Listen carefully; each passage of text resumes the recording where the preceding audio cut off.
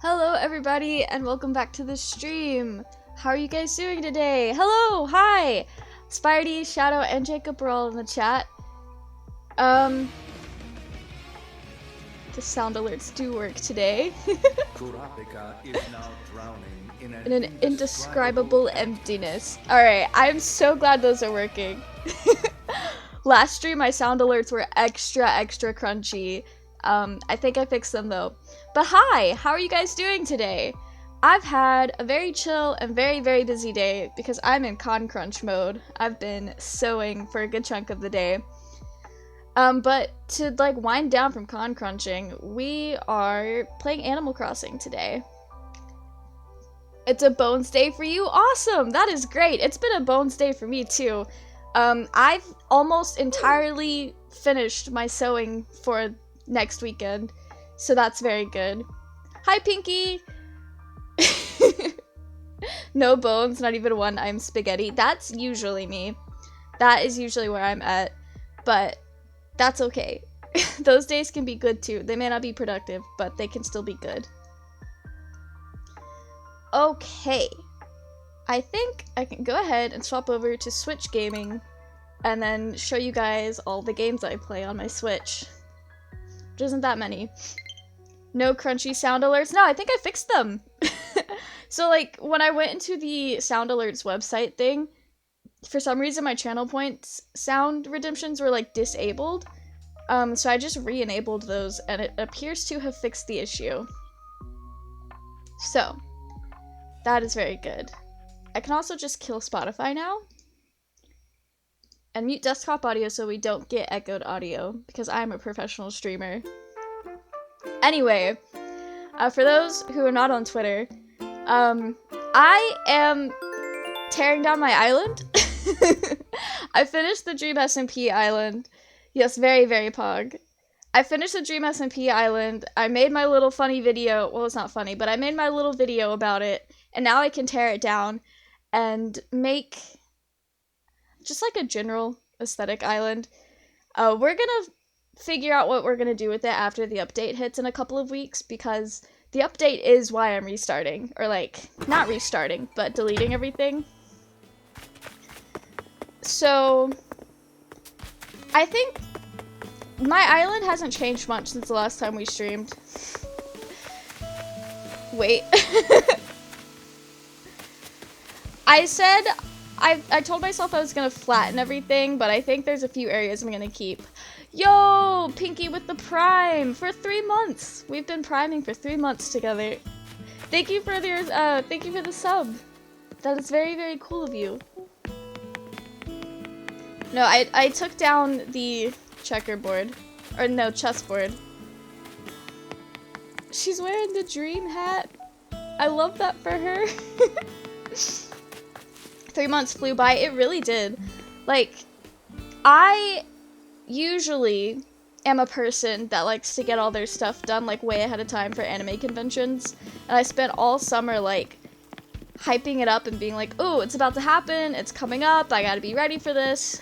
And next thing I know, I'm not starting anything until literally a week before the convention. So can't believe you're terraforming again.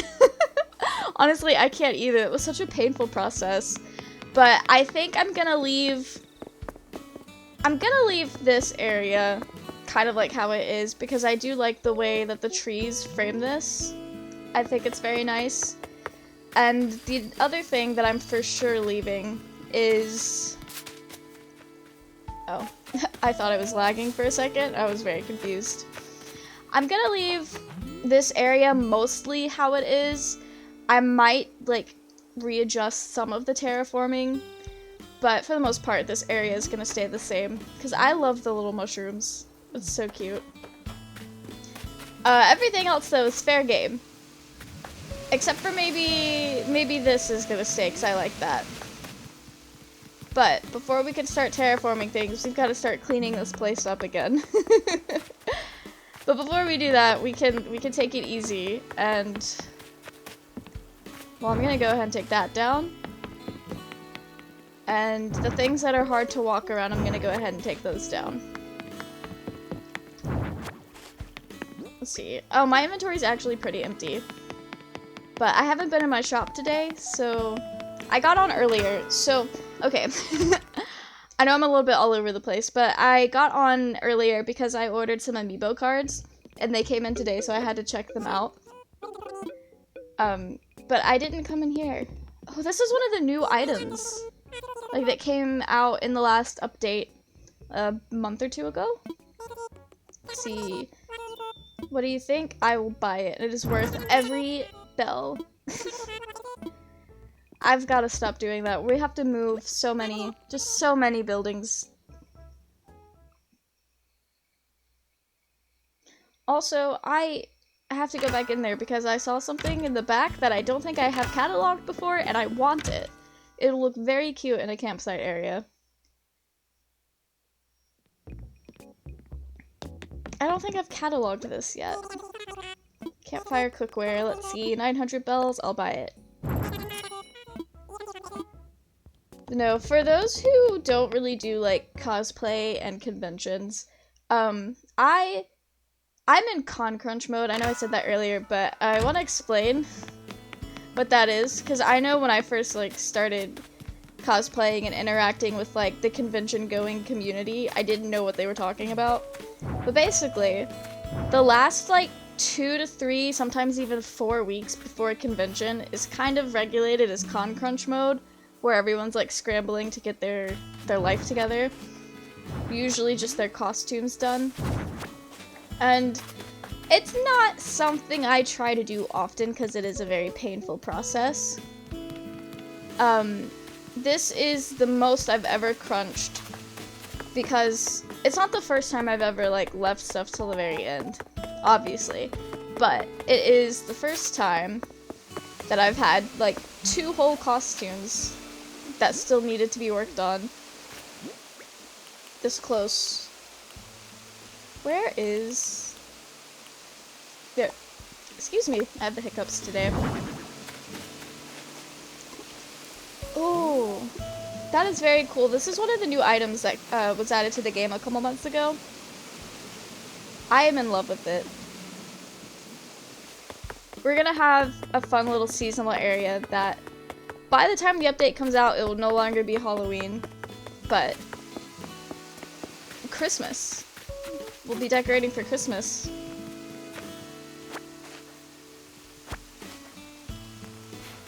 I just want to pick up this. I picked up a million things before I picked up that one.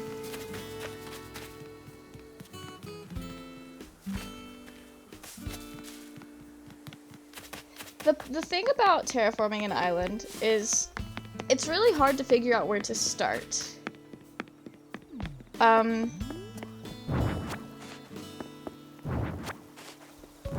You just kind of have to like pick a place and start tearing things down and putting things away. And it's so hard to like decide what to do. But that's okay. We're not thinking too hard tonight. We're just picking things up and chilling.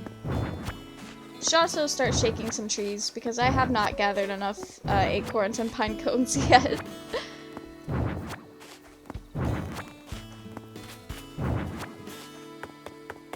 This is such like a nice time of day to play though, because the sky is very pretty and the music is so chill.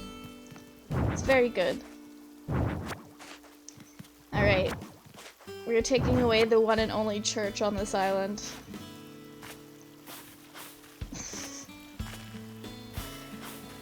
The green looked like it didn't hit this way when I first put it down, like back in the summer, but now that the grass is like dying, these neon green just, oh, it really stands out. But like in a bad way. It looks very disgusting.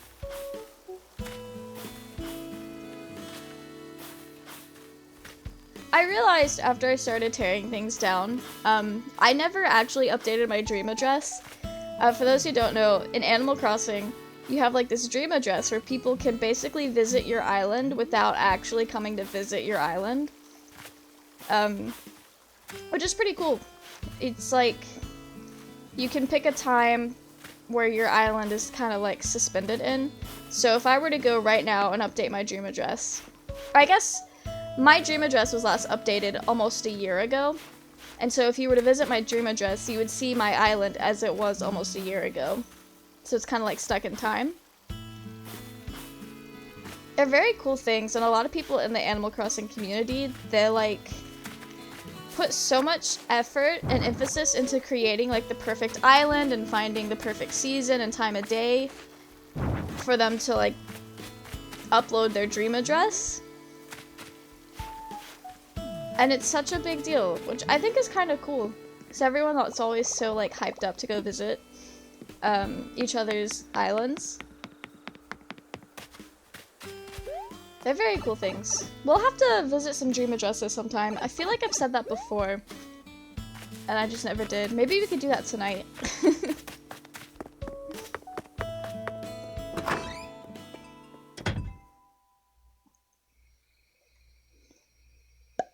I don't know if I've talked a lot about the Animal Crossing Direct from last week, but basically one of the things that they're adding is kind of like a DLC. Well, it is a DLC that used to be its own game, like on the 3DS. They're adding an updated version to it, or of it, to New Horizons. And we're gonna be able to do lots of cool design stuff. I have too much shit. Okay.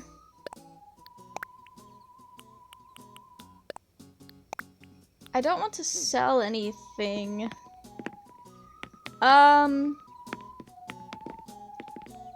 What is... I think I have the most, like, floor space in the other room. That doesn't feel true, but... I never come in here, so we can just start... Oh, I cannot... Why can't I drop this item? Well then, never mind.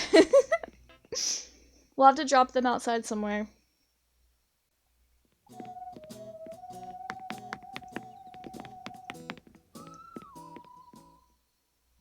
They are upping the inventory space, so the new max inventory will be 5,000 instead of whatever it's at now, which is going to be so helpful because we run out of inventory all the time. If you guys have noticed, it's always a struggle. Here we go. Mary's just watching me litter on the ground, but that's okay. I literally built this place. If anyone gets to litter, it should be me. Littering is not PogChamp. Alright, had to say that before. I'm the type of person that when I'm watching my friends stream and they say like jokingly say something that is a crime is good, I'm like, oh, you're on your crime arc.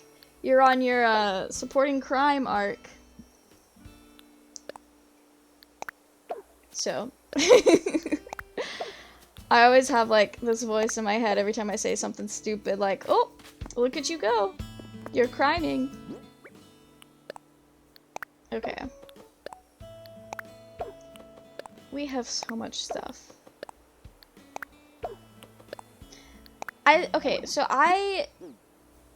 would never call myself a hoarder, but when I have like more items than I know what to do with, and I feel like I can't get rid of any of them, maybe that's a little bit of like hoarding symptoms. Or hoarding signs. I don't know. Let's see. My inventory is full. And I want to keep everything. Hi, Haley! How are you doing today? I hope D&D goes well if it hasn't happened already. I think you usually do D&D later. But hello! Okay. We'll start at the top. And... okay. Do you guys think I should just sell everything I'm not actively, like, having a plan for? Because I can always buy things or recraft things again later. So should I just sell things to empty up my inventory by putting up the things that are currently out? Or how do we do this? I think the easiest thing to do... see, the thing right now, the easiest thing to do would be to pick everything up and then set it down on the beach. But I've learned from experience that when it comes to cleaning things up, you're gonna forget that it's there, buy everything again anyway, and then still have to clean up your beach. You're D&Ding right now, so I'll lurk soon, but you're good? Oh, cool! I hope D&D goes well. I'm very excited to sell the majority. Yeah, that's what I think might be the best thing to do. Especially clothes, because I have more clothes than I will ever wear in my life. Like, I think half of my inventory is at least half of it is clothes. So, let's start with the box sofa. I love the box sofa, but I never use it. I just realized in 8 days, you guys are gonna get a Haley reveal, potentially. Not if she doesn't want to, but the possibility is there. Okay. No, I'm very excited because some of the Alethea people were getting together and playing D&D, and I am so excited for this because the other people I play D&D with are very, very busy. We had one session back in June, and we will not have another session until Christmas break, probably. So, I'm very excited to play with people who could potentially play more than once every 6 months. I'm not camera shy? Yeah. Haley is such a trooper. I could always count on her to, like, want to do video projects with me and stuff. So, it's gonna be a lot of fun. Okay, I think I'm gonna move that pipe to just be right outside of the Nook's Cranny, since we're gonna be going there a lot today. So did you know there are 3 new Halloween items? Yes! We got one of them today. And there's a little, like, treat basket you can hold that I got a little while back.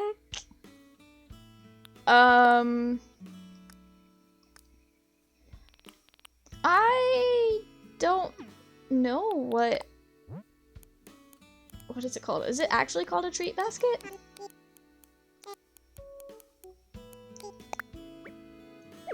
No products found. Basket. Oh, you just found out about this, so I thought I would share. Oh, thank you. I appreciate it. I saw the people, like, being excited about the new items when because they came out in the update that we got at the end of July, I believe. Okay, I have no idea what this item is called, so I can't look it up. But, they came with the last update, and everyone's like, oh, that means we're not going to get another update until after Halloween, which is correct information. But before we knew about the 2.0 update, it was very devastating for some people. The Animal Crossing community is very interesting, to say the least. You also stumbled upon a walking stick bug walking through your woods? That's awesome! I did finally catch one. It was actually only a few days after that stream where we were trying to catch one and failed, which I'm so glad that we did because that was literally the last thing I needed to complete my entire encyclopedia, which I've never done before. Technically, I've played 3 main title games, but I didn't put a lot of time into Wild World, so we're not going to include it in this conversation. But in New Leaf, I got everything except for... See, I got everything except for the tarantula and the scorpion. I think were the only two I was missing. And I will probably never, ever, ever catch those in New Leaf. Especially now because I don't really play it that much. But who knows, I might just decide to go back to New Leaf and grind it out and catch everything. Oh boy, I'm offering a lot.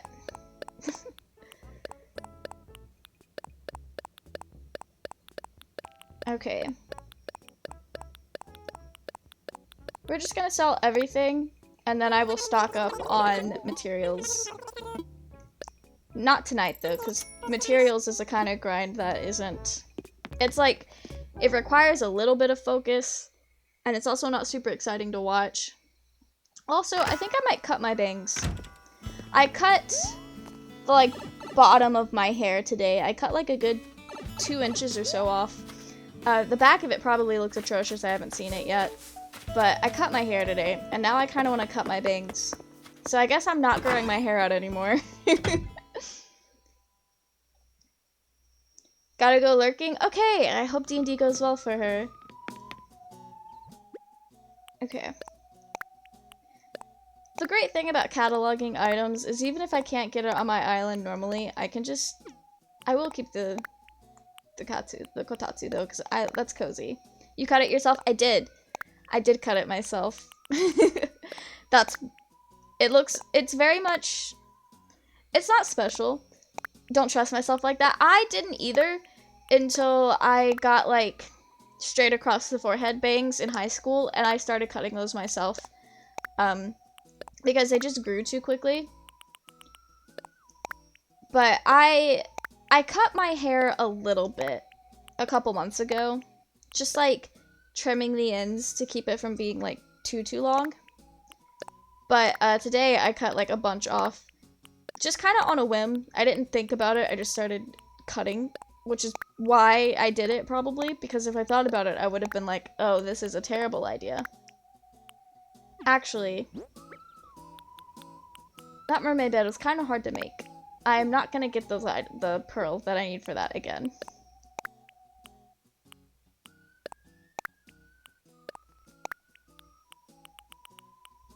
Yeah, if I were going to get it cut, I would have gotten it a lot shorter. So cutting it myself, it's probably not going to get too much shorter than it already is unless I shave it. It looks fine for us, so no big deal. Yeah, that's what I was thinking. I was like, if it looks fine from the front, that's the most important thing to me. I'm okay if I look a little weird at work. Which, funny enough, I was on Twitter this morning, you know, as one does. And this one artist in, like, the Minecraft community, like, the Minecraft YouTube community, I guess he had a selfie day. And one of my friends was, like interacting with a bunch of his tweets, so I would see him a lot, and then I saw the selfie pop up, and it was, like, a picture of him at work, and I was like, hello? So I may have potentially found a coworker of mine on Twitter today, but I do not know the person well enough to ask them in person. But if it is that person, then I do have confirmation that they are not a literal child, because he does look a bit young. But I always just assume, like, everyone that I work with that isn't old and decrepit is probably still in high school, which I've learned is a wrong assumption. We are making bank tonight. Okay. But, I saw that today and I was like, huh. Interesting. I was not expecting a DreamSMP fan out here tonight. But I will take it. And then I just kind of moved on with my life, because how do you start that conversation? Like, I know if I were them, the last thing I'd want some random person at work to do is come up and be like, hey, I found your Twitter.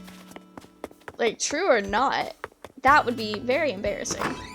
I'll never forget when one of my old coworkers from my camera job started following me on my cosplay TikTok. And I was like, oh, you've seen me there? That's not me. I don't know what it is, but some of the cosplays, like, as soon as I put them on, it's like, just possessed by the character or by like a horde. There's no in between. Like, that's not me. We do not claim that energy. Hi, Boo! How are you doing? We are clearing out my inventory right now because it's very full. I'm selling pretty much everything so that everything on my island can be put into my inventory. So I can go through this process again later, probably. But, we're cleaning up my island because I'm gonna flatten it again and redo it. So that's fun. It's a dreadful process, like, when you're in the thick of it. But when you are done with it, and when you're just getting started, it is a very fun and exciting process. My pockets are full. Oh, you know, I could probably get a lot more out of this if I put my tools away, but I will forget to pull them back out, and it'll be a problem later. One cool thing, though, is they're adding perma ladders, so instead of having to carry my tool around and use that, I can place decorative ladders that are also functional, which is going to be really cool. We're definitely going to use that. You just remembered I have homework? Oh no! That sucks. Homework is not fun. Like, I loved going to school. I absolutely love school. And I think I would be okay being a student for the rest of my life. But by the time I graduated college, I was so burnt out on having to, like, keep up with homework and, like, do work at home and not having a set time and space that I was just so done. I was done. I was ready to go do a job where I didn't have to take my work home. Which is kind of ironic now that I'm pursuing a job that is at home, but it's different because I have like a set time and sort of place. I think if I did everything on a schedule, my life would be so much easier. I probably would have done homework a lot better if I actually was able to force myself to stick to a schedule. Oh. Well, good luck with your homework. Is it math again? I feel like you have math homework a lot.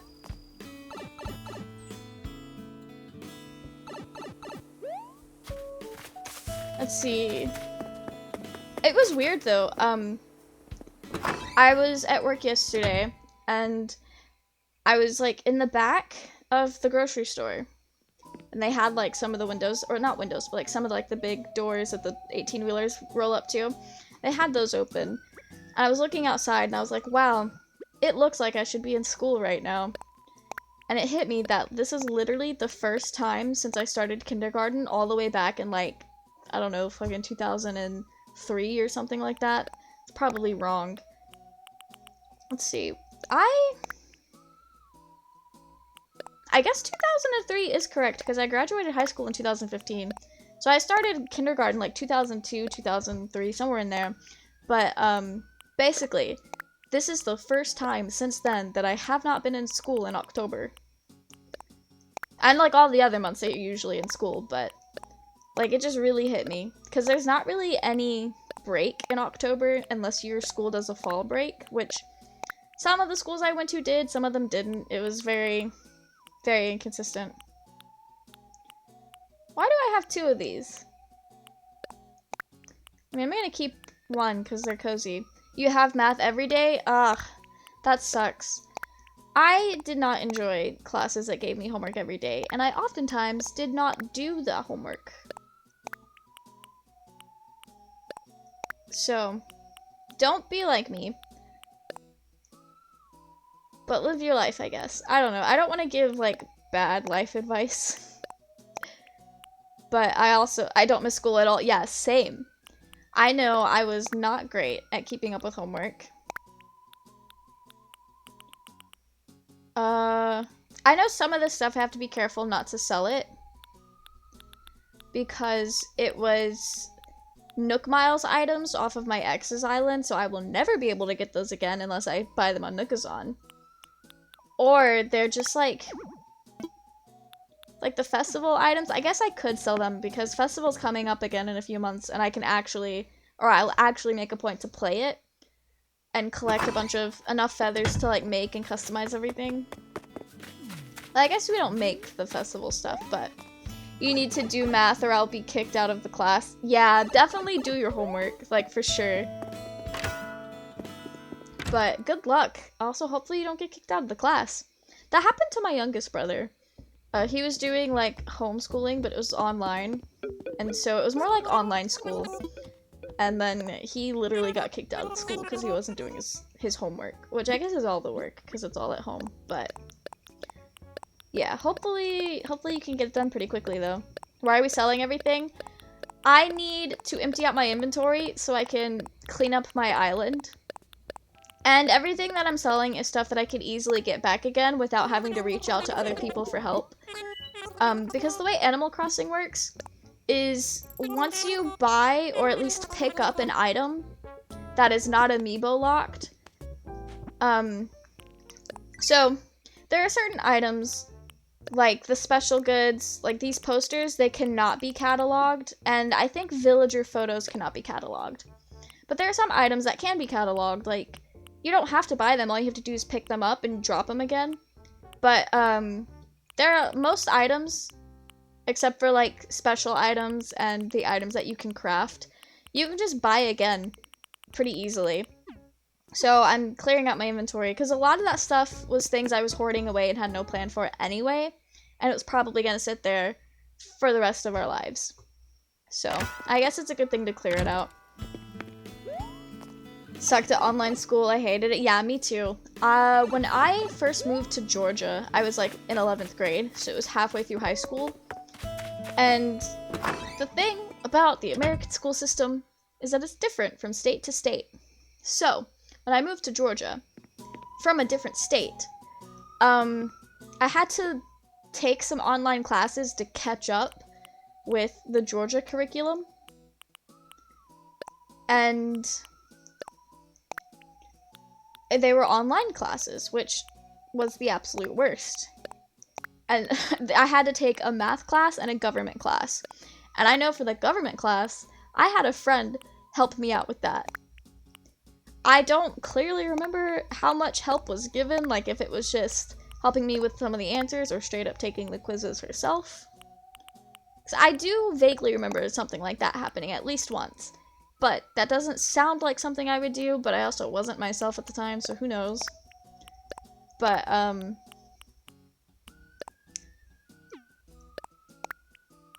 where was I going with this? Oh, yeah.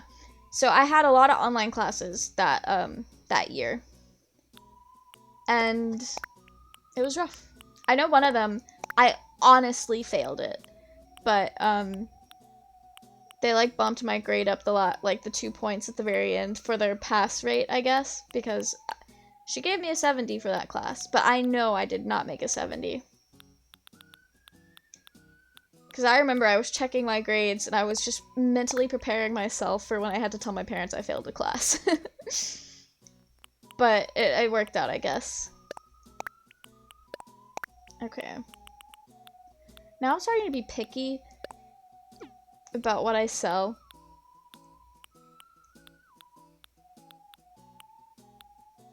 I know a lot of the Sanrio stuff I was trying to sell on Nookazon, but I'm not really getting a lot of bites, so I'm gonna sell the duplicates that I know I'm not gonna use. Or just everything, actually. Pretty much failed like 4 classes in college, but the professors liked me, so they all bumped me. That's nice. That's very nice. I have not failed a single class in college. I dropped one before I could fail. And then there was another one that I passed, but if I were like an accounting major or a business major, then I would have had to take it again because I wouldn't have gotten credit.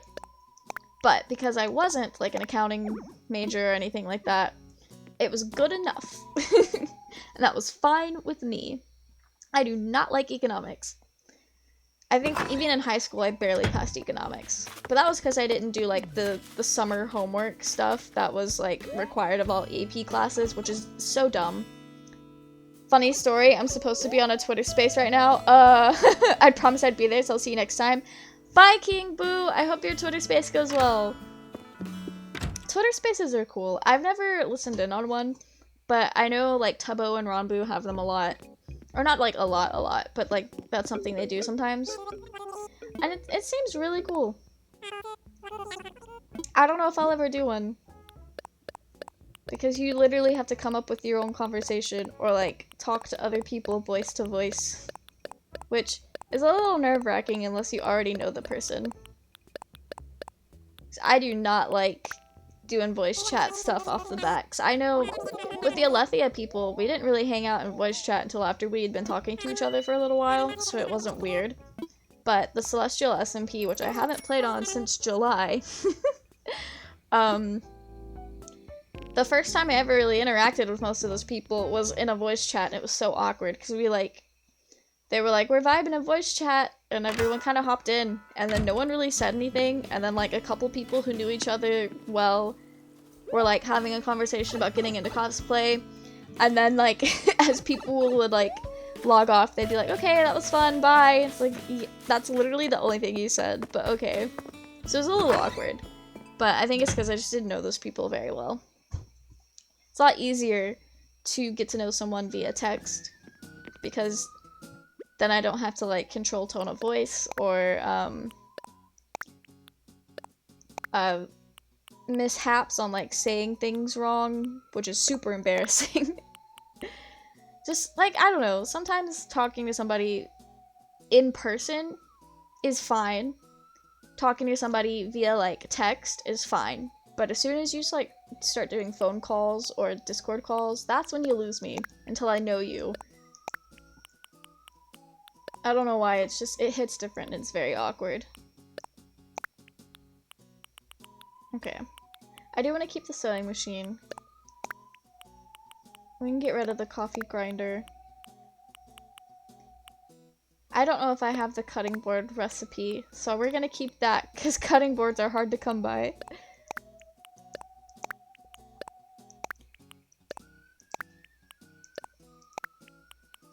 Okay.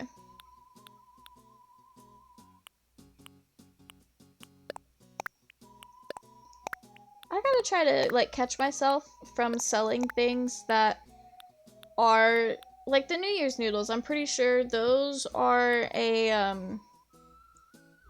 like, a special item that is, like, a seasonal thing. So I don't want to sell that stuff. I want to sell the stuff that I could just easily make or buy again and not have to wait for a certain, like, time of year.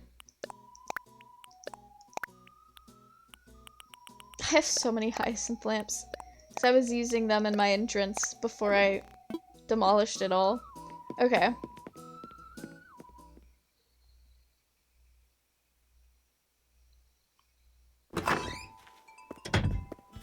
Oh, by the way, I changed my layout a little bit. Nothing big, I just took away the, like, latest follower thing. Because the last follower I got, I think was trying to trick people into saying something, like not great. Also, thank you for the sub, Jacob!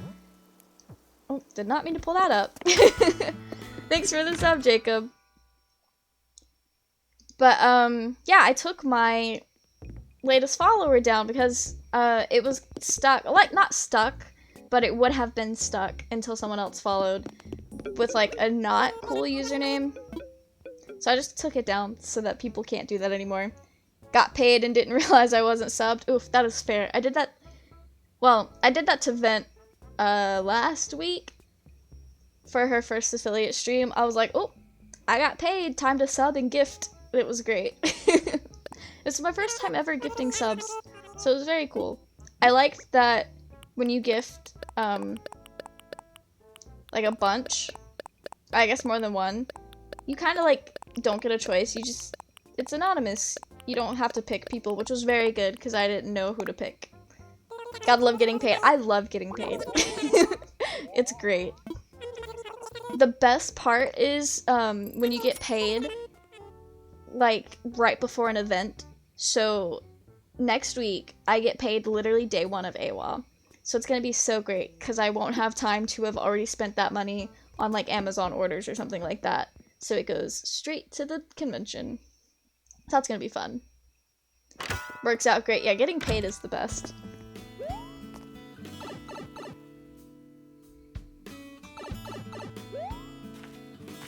I I think it would be very cool to visit a Mario themed island because I've got all the Mario items. I bet there's a Mario themed item out there, or island out there. That'd be really cool.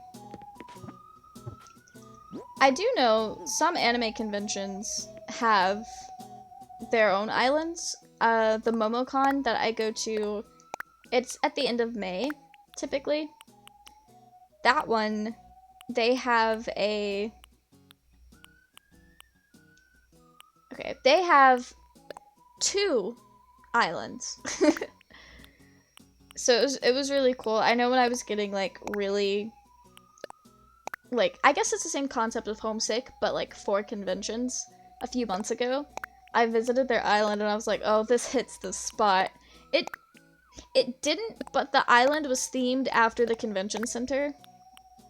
And they had, like, the ugliest fucking carpet as their, like, the carpet from the convention center as their, like, as a design code. They laid out all over the island, and it was really nice. We might actually go visit that tonight. That'll be fun. I'll have to look it up again, but it'll be so fun. When we get done emptying my inventory, we can go do that. But I don't know what it is about hotels that host conventions and convention spaces in general, but they always have the worst carpet I have ever seen in my whole life. Like, I don't know if you guys are familiar with Dragon Con, but I think Dragon Con was pretty infamous for its ugly, what word am I trying to say? Horrendous. They just had the worst carpet.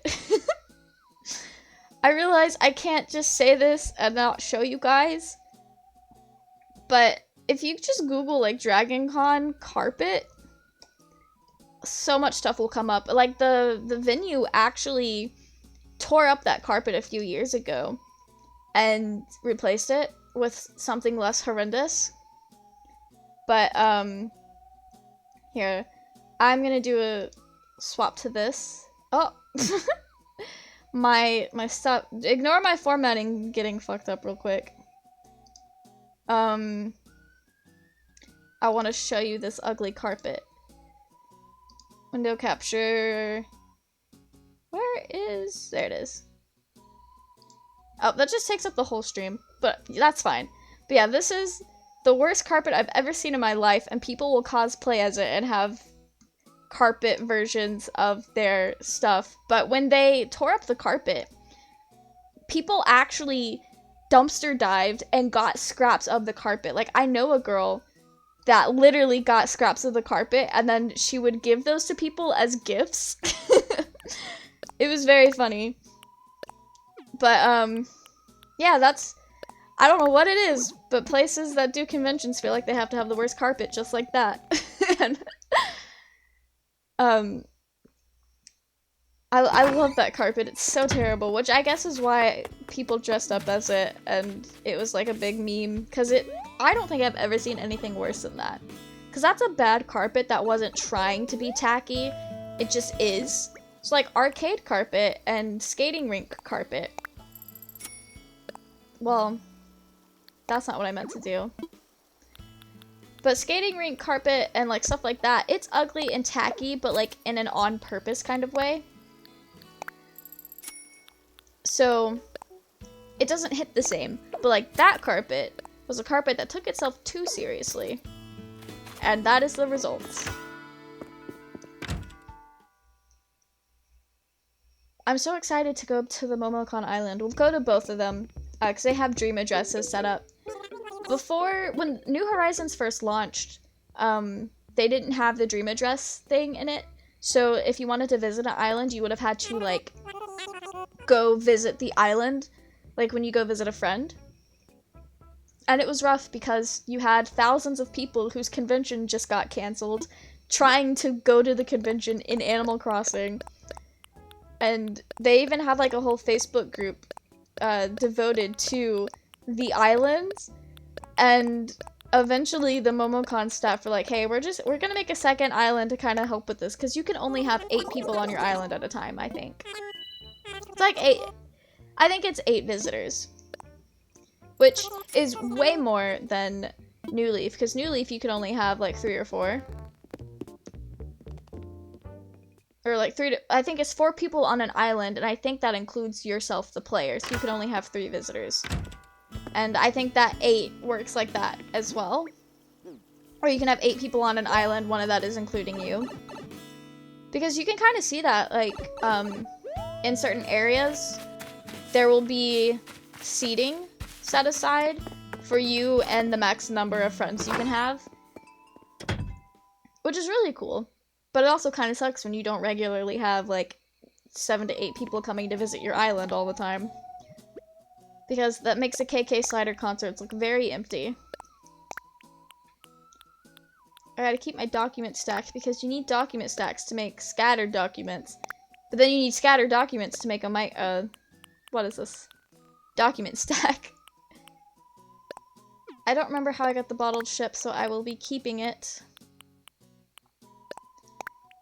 Okay.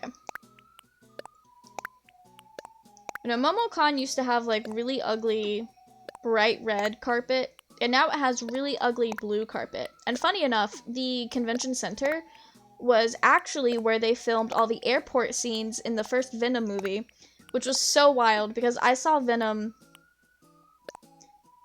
I had already been going to conventions for a tiny bit when Venom came out. So we went to go see Venom, and I'm sitting there in the theater, and all of a sudden, I see the weird, like, ripple wall and the ugly red carpet, and I'm like, hey, I've been there. It is not an airport, but I've been there. So it was pretty cool. That's the first and only time I've ever recognized somewhere in a movie like that. That was very fun. You just Googled and I don't get a normal sub badge for being a founder. Oh! Cool. That explains some things. Alright, I did not know that. But that is very cool. Well, I guess that's because being a founder is like a super, super elite club. Like, only the first 10 subs get that.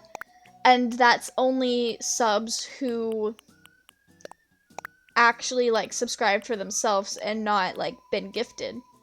So, it was kind of funny because some of us were, like, fighting over it in other Alethea members' chats because, one person would sub, and then they would gift, like, 5 subs, and a lot of that would, like, go to the rest of us. And so it was just like, well, I guess since I can't sub, we'll start, we'll just gift. And so a lot of us got gifted subs, and I know Shadow was like, I'm so upset I can't get the founder badge right now.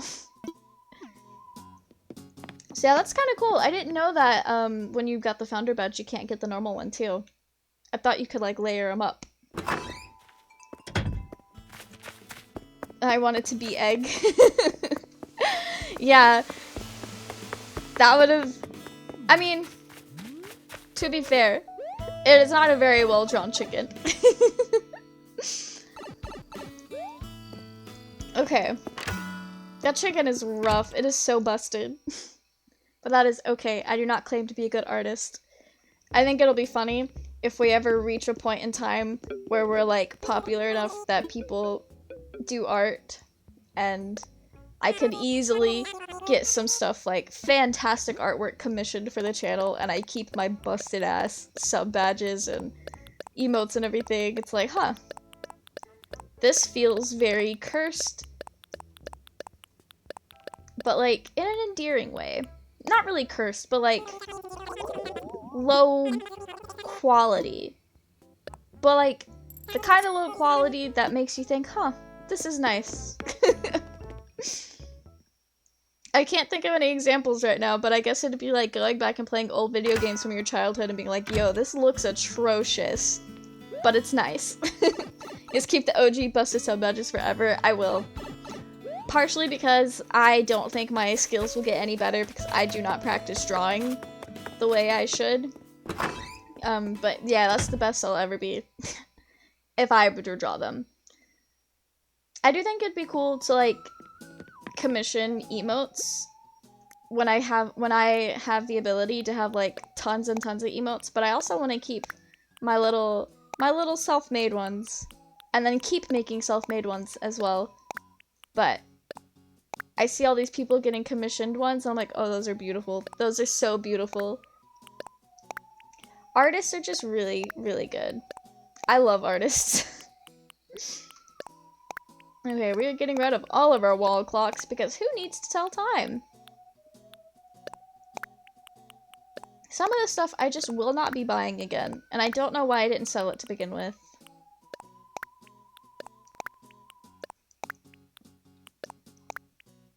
Okay.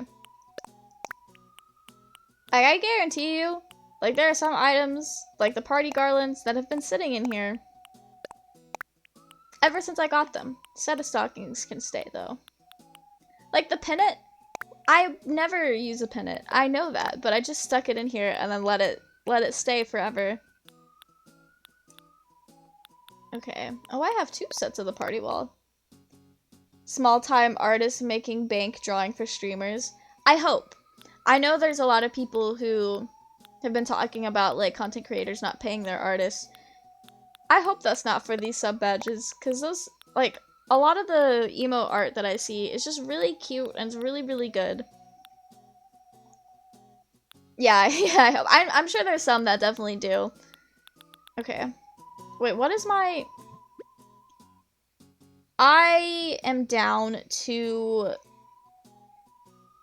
Does that say 2,000? Let me do something very cursed for a second so I can see. That is 2,131. Okay. We have 300 slots left. That means the bulk of 2,000 items is clothes. Yeah, we gotta thin this down. We've got to thin this down. As much as I love the cheetah girls, I don't think I'll actually wear the animal print coats. We'll thin that down after I sell what's already in my pockets. I only watch streamers who seem very genuine, so I doubt they cheat people. That's good. I don't watch too many streamers. I watch my friends, which is mostly all I watch these days. And I'm pretty sure they pay their artists. I feel like Ronbu would pay his artists, but I don't know the man. I don't know for certain, but I feel like he does, or would. I want to say, like, all the Hermitcraft people I watch, I feel like they would pay their artists as well. I hope so. I'm just gonna stop theorizing on who pays their artists or not, because that slowly falls into the, ugh, my content creator could never mindset, which never ends well for anybody. Thought you wanted one at every item? Yeah, we have everything cataloged, which is like the big collection point of Animal Crossing. So when you want one of every item, that mostly means cataloging and not actually keeping it in your inventory, because there's not enough inventory space to keep one of every item. Which sucks, but that is okay. But no, we're okay. Everything we're selling is good to sell. I hope. If not, I can just get it again very easily. Especially with all the bells we're making selling everything, I could buy anything on Nookazon. So you always buy them back? Yeah, I can always buy them back, which is really great. I just get anxious with this. Honestly, same. I've had this game for over a year, about a year and a half or more. And I have been hoarding clothes the whole time. So 99% of the clothes that I have in here, I've never actually made an outfit with. So we're just gonna sell everything. Everything that I will never make an outfit with. And then if I change my mind, or decide I actually want to use this for a character quackity cosplay, I can just buy it again. Okay, the bomber style jacket, I have only ever used the green one. I've never used the knit cardigan. Hi Kay, how are you doing today? Speaking of genuine streamers that we watch. Okay. I know I kept all these cardigans thinking I was gonna use them, but I I just don't. I only wore pink when I was dressing up in Animal Crossing to support the pink parrots in Minecraft. I did wear that one though. I do want to keep the green one. I feel like the green one could be a look. When we get into like the coats and the winter wear, I feel like I have to keep all of them because I love that season. I do change my outfits all the time.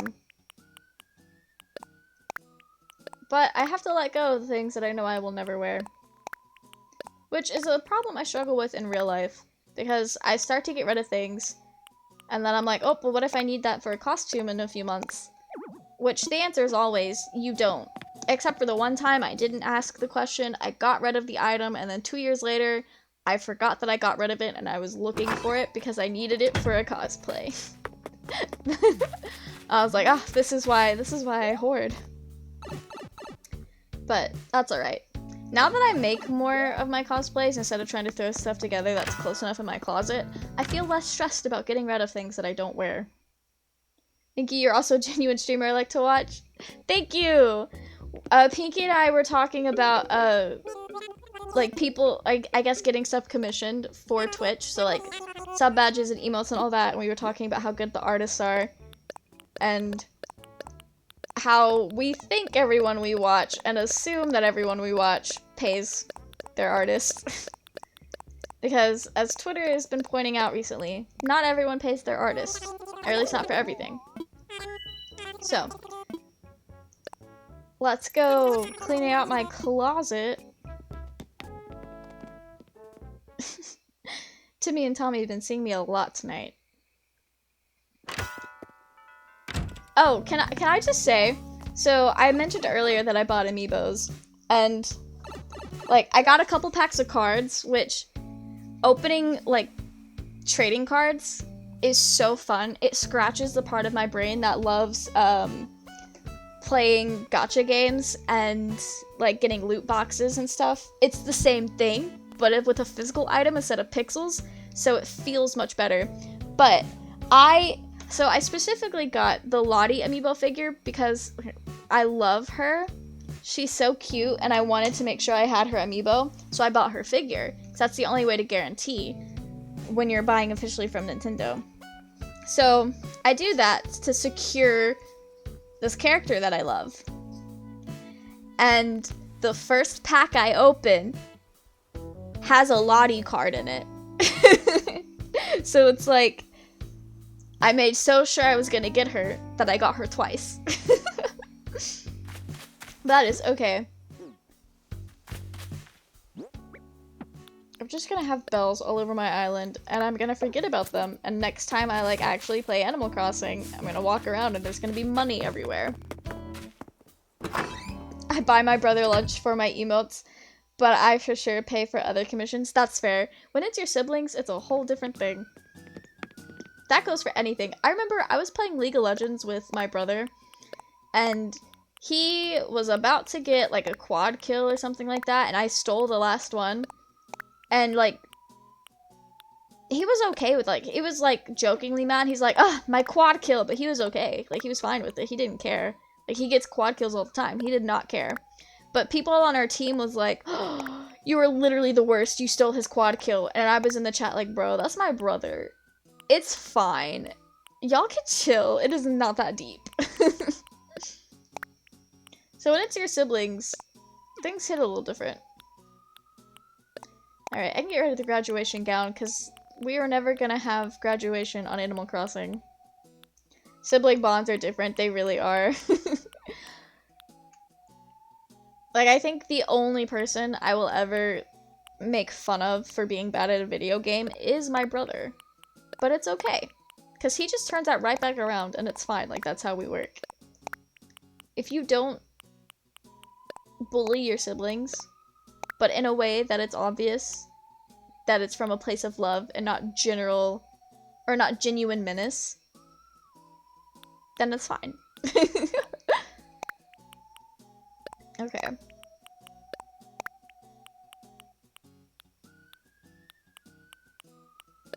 We have so much stuff. Just so much stuff. I'm gonna keep the red noble coat because I could use that for Technoblade cosplay.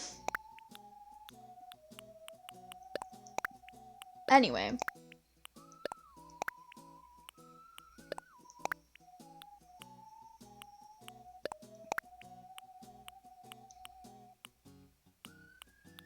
Okay, I don't think I will wear this one ever.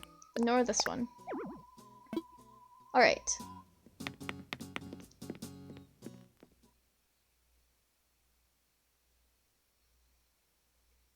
So, while we're here, and while I'm thinking about it, potentially Minecraft Carnival on Saturday on the Egg SMP. However, Moya will not be able to make it. At least not on time. They don't know when they'll be able to get on, but they've got plans that evening. So, Minecraft Carnival might actually have to happen in November. Because if it doesn't happen this Saturday, it will be in Why am I going over here? It will be in November because, convention the next week. I don't know if you guys know this about me. I don't think it's ever come up, but I only get this way with anime conventions. Because there for a while it was like the thing that I lived for. Now I have other things that I get equally as excited about and live for, but they don't require as much planning. And they don't disrupt the flow of my life as much. So it's fine. But anyway, with anime conventions, when it finally hits me how close the anime convention is to the current time and date, I go into like super excited, micromanage, schedule, list mode. Like the type of person that would have a full passion planner, which literally only applies to me during convention season because I did get one of those like passion planners. And, that's just empty. I use it, but not enough or to the full extent that those things are intended to be used. But they are cool planners. It's just, the way to use that planner is you have to actually micromanage your by the hour or like by every 30 minutes life. And that doesn't work for me. I have to have a general list of what I want to do that day. I can't schedule it out, so it doesn't work. But I'm glad I know that about myself now. And they are good planners for people that works for. I'm just not one of them. Do you have cosplays for the convention? I do! So I am almost done making them. I've been making Ryo from Devilman Crybaby specifically. I've been making his big white coat today.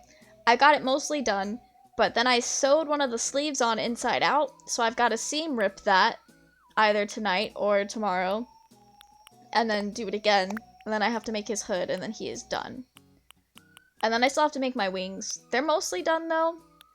So I've got a lot of things that are half done, so I'm not worried about getting it done on time, because there's not that much left to do.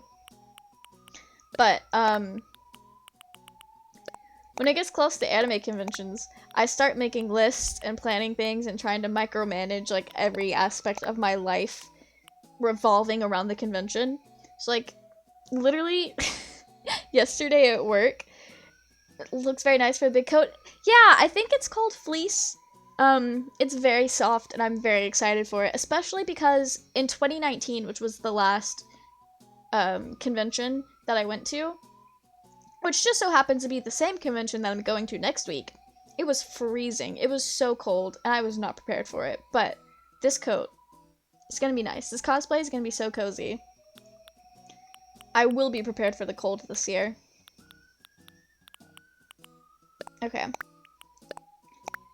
But you know, yesterday at work, I had nothing to do, because it was one of the days where I was mostly there by myself, and I had done everything, like all the dailies, and so I was just kind of like sitting there waiting for people to come up and ask me to blow up balloons for them, and that's just literally it. That's my day.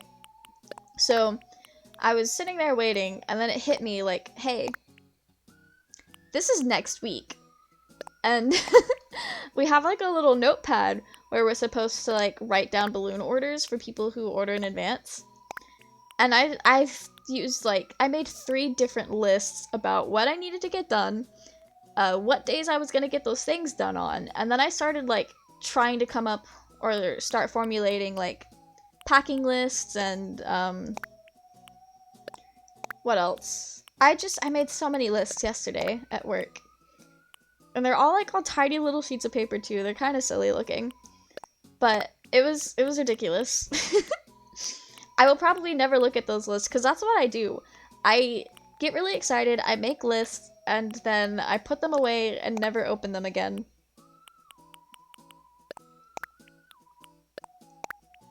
Okay. I'm keeping the stuff that I have styled in an outfit before that I know I will wear again. This better make a big dent on what's in our inventory, because I know that's gonna be so sad if like by the time we're done sorting through all of our clothes, we have like way less. I don't know where all of those 2,000 items are that's in our inventory. I'm just pretty sure a good chunk of that is the clothes. I don't know what it is. It just makes it so hard to not get rid of clothes in video games. I do that too. I make lists or reminders and then don't use them. Yeah, honestly, it's like making the list is just an action that I do to make me feel less overwhelmed about life. And then I never actually like follow the list or look at it again. It's just the act of making the list is enough for me. But I guess it's also a little bit of kind of like when people said when you take notes by writing it down instead of typing it or just listening, it helps you learn it better. So I think it's a little bit of that too, like I remember stuff better if I write out a list. But I get so hype about anime conventions, and I always pack at least 3 days in advance. At least. I think the first convention I ever went to, I packed 4 days in advance. The second convention I ever went to, I'm pretty sure I packed a whole week early because I was just so excited. This time around, I will not be packing that early. I'll be packing the day before like a normal person. But mostly because I won't have everything ready until then. But I'm just so hyped.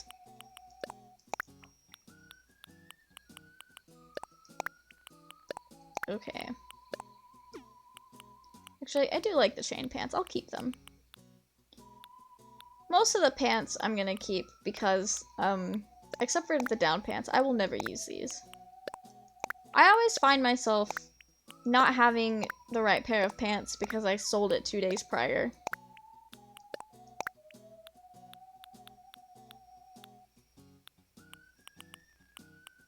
I will also just never use that.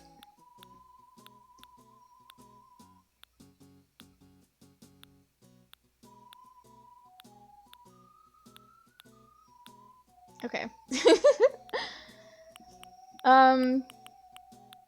I think most of my hoarding was the tops.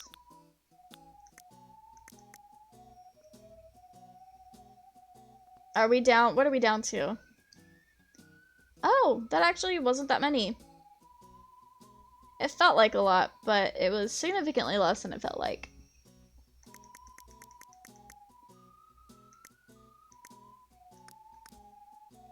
Okay. Let's get rid of the apple dress, because I will never wear it. I also just don't wear most of these things ever. Like, the robes are cool, and I definitely want to catalog them, but then I never wear them.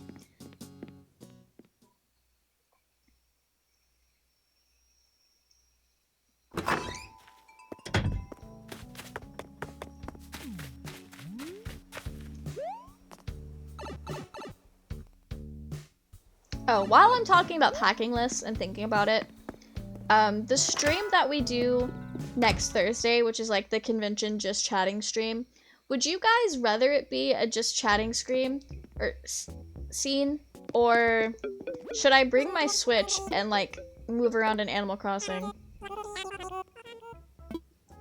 Because I was thinking about this today while I was making a packing list. I was like, do I think I can carry a just chatting stream without a game in the background? So I think I'm overthinking it, because this will be the first time I'm streaming with another person in the room that is,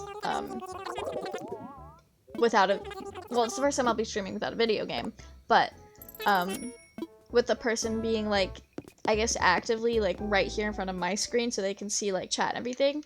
Because whenever I would be at Roy's apartment and streaming Minecraft, like, he was playing it with me, but he also couldn't see, like, how active or inactive the chat was, so it wasn't like, oh, lurkers, that's embarrassing. So I think I'm just nervous and like, overthinking it and overcomplicating this. Because it's, like, a new thing that I haven't done yet. I think that's what it is. But you guys let me know if you want, like, some kind of chill gameplay going on. Or if you just want to leave it just chatting so you can actually see, like, our costumes. Because I'm pretty sure, I know I'm wearing Rio that day. And I'm pretty sure Haley's going to be Akira, so we're going to be matching. Which will be fun. I guess not, like, it's matching cosplays, but our outfits will not be matching. We'll just be cosplaying 2 characters from the same thing together. Okay, I don't need any of the caterpillar costumes except the rainbow one. That one's my beloved. Okay. Any of my streamer friends out there, have y'all ever done just chatting streams? Because they seem very, I don't know. They seem a little, I think I find it stressful because I've never done it before. So I don't know how difficult it'll be to carry conversation without having a video game to default back to. But I do know that stream is not going to be 4 hours long. An hour and a half at the most. It's going to be a shorter one. And there will be a lot to talk about. Like, the convention. I don't know. We'll see. I keep talking about this and trying to plan it when we all know that when the time comes, I'm just gonna wing it and it'll be fine, because that's just how I do things. I don't think I've ever planned a stream outside of a vague, this is what I want to do.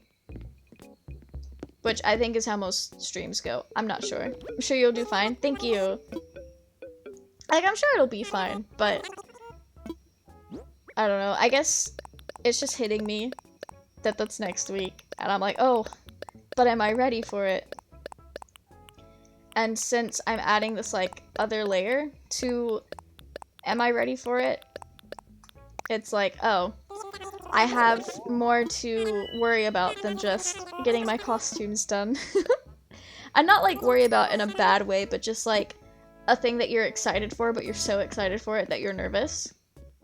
I'll be judging you extremely hard, so don't be lame. Fair. That is fair. It'll also be easier, because Haley will be there, so it's not like I'm just talking to myself until people show up, or until, like, the chat comes back, because I know there's, like, a little bit of delay sometimes. Or maybe I just talk faster than people can, like, type. Probably a bit of both. Delay, and then talking faster than people type.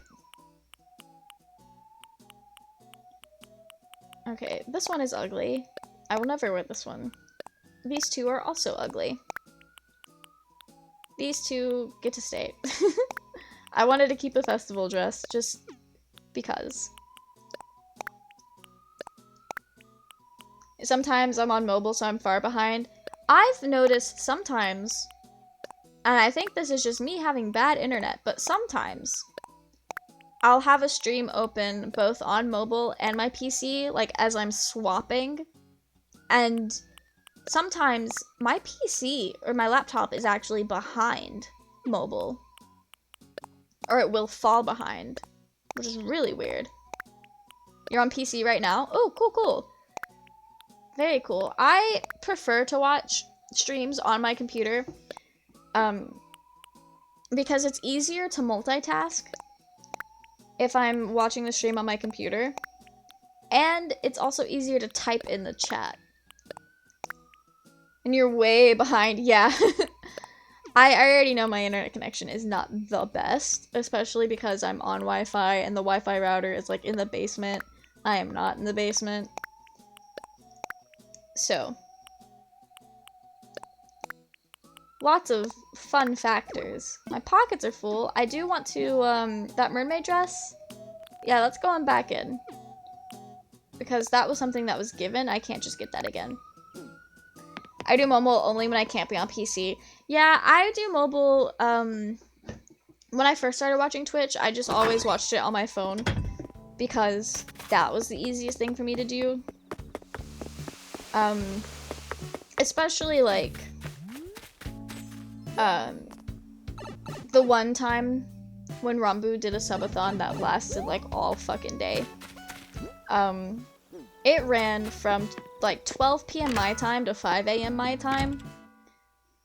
I didn't stay up till 5 a.m. I stayed up till 3, but I was watching that on my phone because I also had my nephew, and so I was, like, playing outside with him while also, like, listening to the stream through my headphones, or, just going about my day. And I used to, like, when I was living at my parents' house, and I wanted to, like, watch something while I was doing, like, household chores, it was easier to do it on my phone. But at my grandma's house, the way her kitchen is laid out, if I'm, like, doing the dishes, it's actually easier and better to just set my laptop up on the counter, because she has, like, her sink, and then behind the sink is a higher up counter, so it's, like, a safe place to put my laptop where it's not gonna get wet, but close enough that I can, like, actually watch things while I do the dishes. So now I just do everything on my laptop. But before I used to always watch on mobile. But I never interacted with the chat like on Rambu and Tubbo's stream because that goes way too fast. It's overwhelming. And they're not even talking to me. It just goes too fast. I will only contribute if we're spamming emotes because I'm a very spammy person. I enjoy spamming emotes, which is why I'm sad that at the very beginning, Spidey got in trouble for spamming the exclamation mark. It's like, I do that. Nightbot, why are you doing this? But I actually had to fix that, which I think I fixed it. It was very easy. It was, I guess, just something I had missed when I was setting it up initially. Okay, we are gonna keep the black ninja costume, though. I will never wear the ogre costumes. As much as I joke about loving Shrek, that's just not it. I'm exempt from being elite. Oh, yeah, that's true. That is very cool. Honestly, like, I think it's very interesting how, Twitch will, like, have certain rules, and it's like, all this. But if you're these things, it's fine. Like, it's very cool. Very cool of them. It, like, gives more incentive on a general level to, like, subscribe and stuff. Very fun things. Actually, I want to keep the plover dress.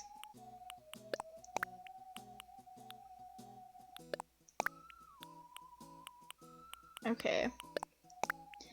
The thing about the dresses, and this is something I've been able to perfect in real life, but not so much in video games, is there's things that I like, but I can't see myself wearing.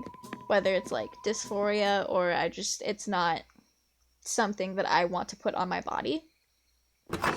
In real life, I'm great at it.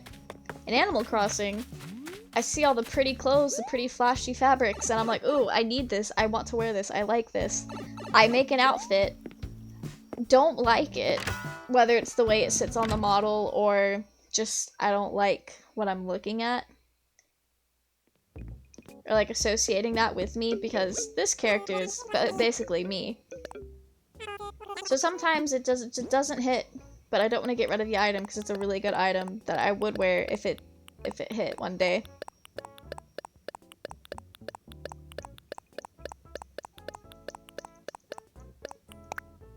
Boom, let's go. All done. 20,000, let's go. I'm just gonna go ahead pull that out and drop it outside. I wonder if founders get more perks than a regular subscriber. Monies. Yes, we're in our rich arc.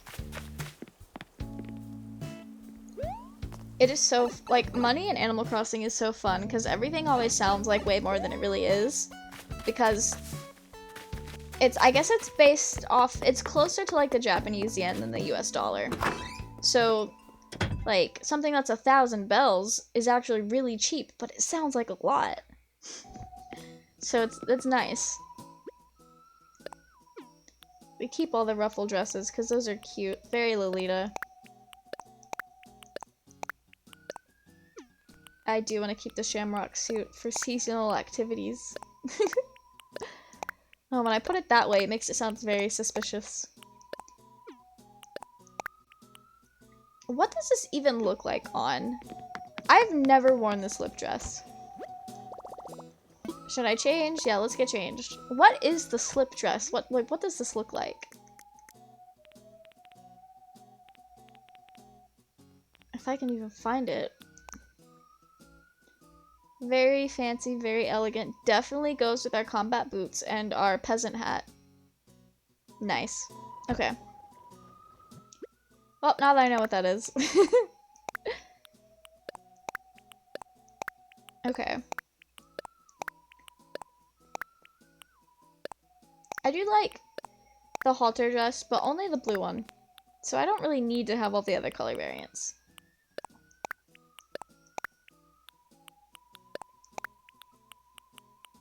The wedding stuff was hard to get, so I'm gonna leave that there. Okay. I already know. I'm keeping almost every hat. Because I wear my hats a lot. There's always a use for the hats. Except for, like, certain ones. I can't wear a fedora. That's not me. But I do love the do-rags. They are very cute in this game. My pockets are full. Okay. We are almost done. I know I have significantly less hats, socks, and shoes to go through than tops and, like, clothes that you put on your body.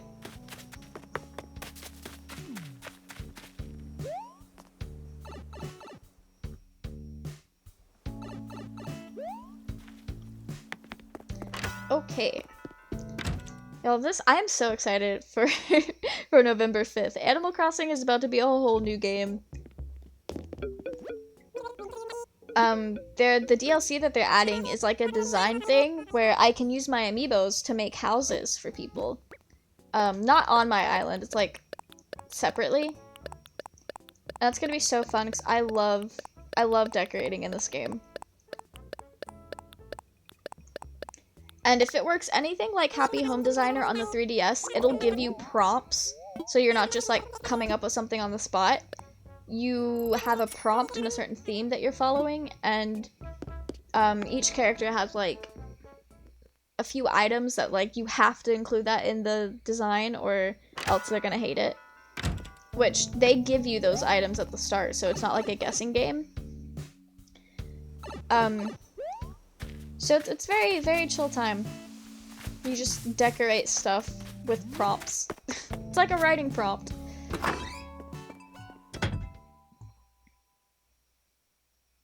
But I'm so hyped for that. Like, I know the first stream I have after that update drops is gonna be Animal Crossing. And we're gonna be going wild. It's gonna be great. I do want to keep the great pack because it's very fun. The kiwi hat. Okay. I do not wear these knit hats because they do not look cozy. I like the knit hats that actually look like they're knit hats. Oh, we should probably keep the mermaid tiara, to be honest. That's another item that I can't just get again. Okay. These are actually kind of ugly. I thought they were gonna be cute, but then I couldn't vibe with it. And honestly, the flower crowns in Animal Crossing are very disappointing because they just kind of like, they're super tiny and they sit at the top of your head instead of actually being a crown. So that was a sad day when I found that out. My pockets are full. Well, let me put my mermaid tiara away.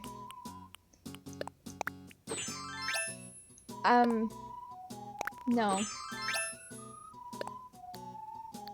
Put in storage, okay.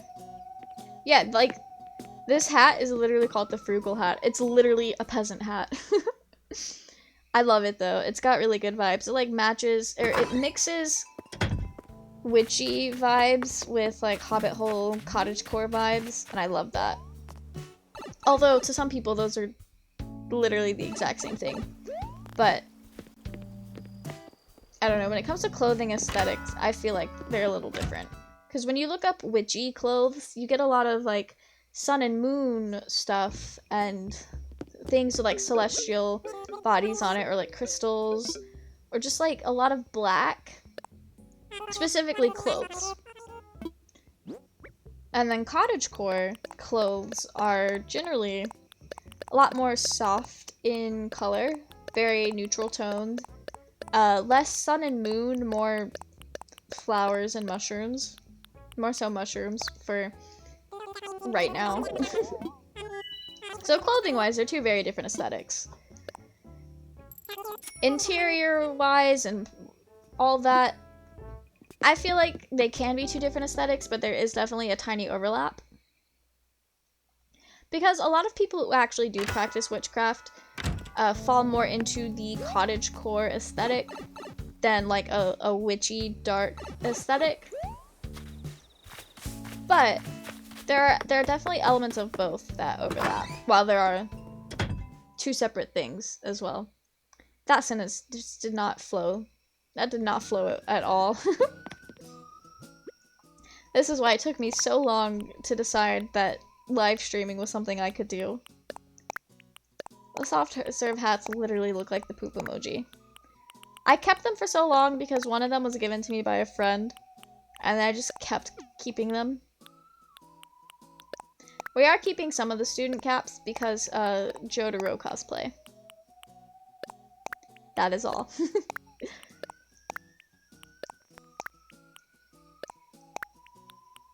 Okay, some of these top hats are gross looking.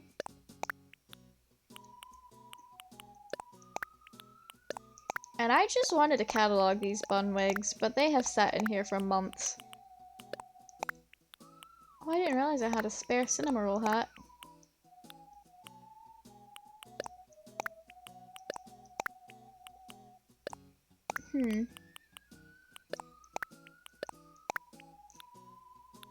Okay. I have to keep the mohawk because it's just... it feels right. My pockets are full? Okay. Alright, I'm getting kind of bored of going through my stuff and selling it, so after this next batch, I say we go visit the anime convention island that I was talking about earlier. I hope I still have it screenshotted. If not, I could find it pretty easily, I feel like. But we'll see. We'll see. Actually, I just remembered on the Nintendo Switch Online app, you can see what your previous dreams were, and I think it tells you the dream address there. I always forget the app is a thing, but when Animal Crossing Twitter came back to life a few days ago, someone was like, hey, they're adding new items to redeem in the app, so you guys be sure you're getting on every day and collecting your points. And I was like, what app? What are you talking about? Because several months ago, Nintendo was like, hey, we're gonna add a point system and things you can redeem through the, like, real app on your real phone. So yeah. Give me just a second while I figure my life out. I think it was on my passport where I could see dreams. Yes, recent dreams. MomoCon. Let's go. Dream address. Alright, I only have the dream address for one of them because I did not visit the second one. That is okay. I also just realized I don't think anyone in the chat here has ever been to MomoCon except for Haley, who is lurking. So, this will be fun. You guys will most likely have no context unless you've ever been to the World Congress Center in Atlanta, Georgia, because that's where it's held at. Specifically, Building A was where it was at in previous years, so that's what the island is based off of. But before COVID hit, they were moving into Building B, which I've never been in. I've been in Building A and Building C conventions, but I've never been in Building B. So the nosy part in me is like, ooh, we get to unlock more of this building, see it. But when they announced that they were moving buildings, they had a lot of cool things to show in pictures that I'd never seen before. So I'm very excited. I've been waiting 2 years. It got canceled 2 years because of COVID.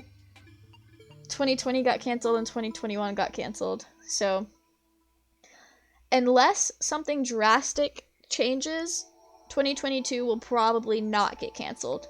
Because, like, conventions are coming back whether they should or not. Whether they should is no longer the question, and it's just, let's go. So I'm very proud of VidCon for canceling. I don't know if it has something to do with it being in California. Because I do know California is a state that is a little less along the thought process as a lot of people who are COVID deniers. So I don't know if they have like specific state regulations that make it to where VidCon can't happen, or if the creators of VidCon were like, hey, this is not gonna happen, fuck our contracts. Because I know a lot of the reason the anime conventions are going on is because they're contractually obliged. Like, they can't cancel the contract unless the state or city is like, hey, you cannot have gatherings like this. I've seen so many concerts with 10,000 people. Yeah, some of my friends have been going to concerts like pretty frequently. It's not literally every week, but it feels like every week. So things are definitely coming back in full swing. I know it's weird for me to say this because I'm literally going to a convention, but it's a little prematurely, I feel like. But that's okay. I do like, so Dragon Con, which is held in the same area, Dragon Con required people to have vaccinations or a negative COVID test that was taken within the last 2 to 3 days prior to the convention. And you had to have that in order to pick up your badge or buy a ticket. And as far as I'm aware, that is the first convention to do that. And so after they announced that and started doing it, and it worked, AWOL was like, hey, we're doing the same thing. So now that they've come out and said that, I'm like, okay, I feel a lot less nervous about going and dying of COVID. Which, if it was something I was nervous about to begin with, I probably shouldn't have committed to go. But I bought my ticket way in advance before I realized that was going to be a problem. I'm also just young and dumb, so I literally told my friends, like, hey, I'm just gonna do whatever you do regardless of what I think. Because, like, I've seen Haley, like, since COVID, but Emerald, I have not seen her in 2 years. So, alright, we're going to MomoCon. Everything is now sorted. Please close your eyes and relax. So, MomoCon is held, like, basically across the street from the CNN Center, which is not in the island, I don't think, but that's, like, basically a part of the convention, because that's where everyone goes to eat food, and it's always such a hassle, because the guards and, like, the security in the CNN Center are always so mean, which, to be fair, I would also hate my life and my job if I had to work, honestly, any kind of anything dealing with crowds during an anime convention, because, yo, weebs are the worst. Love them, but I hate that for service workers and just anybody who has to work a convention. Absolute worst. So, like, I understand why they're mean, but, like, they won't let you in if you have very obviously made out of cardboard prop weapons, and they don't let you in when you have face paint on, which is, like, most of the convention. If you're young and healthy, you should be super fine. Yeah, I'm also vaccinated, and since they're requiring vaccinations or negative tests, I know that is not a surefire way to make sure it doesn't spread, but it is better than a lot of other conventions that I know of. And they're still requiring masks. And people said Dragon Con went very well, and the Dragon Con crowd is very similar to the AWA crowd. Because it's just like the Atlanta convention scene. So if Dragon Con went okay and no one caught COVID, and as far as I'm aware, my friends that went did not catch it. And I knew a lot of people that went. So, I'm looking at that thinking it'll be fine, because it's literally the same group. Yeah, it's gonna be so much fun. I'm so excited, especially because I feel like I've been growing a lot as a creator, and I'm so excited to try vlogging again, because my early convention vlogs were very rough. Y'all see this horrendous carpet? I love it. It's so ugly. So, come to Florida. We don't know how to spell COVID nor even know it exists. I do want to go to Florida. There's an anime convention called Holiday Matsuri. I'm not going this year, but it's one that me and my friends have been talking about going to for a while now, and it's like held early December. I don't know what, I think it's in Orlando, but I want to go because it looks fun. So I will be hitting up Florida probably next year or the year after that. They're shooting stars? Yo! I don't think wishing on stars in a dream does anything, but I love this. Alright. I'm just gonna walk until something looks familiar. Okay.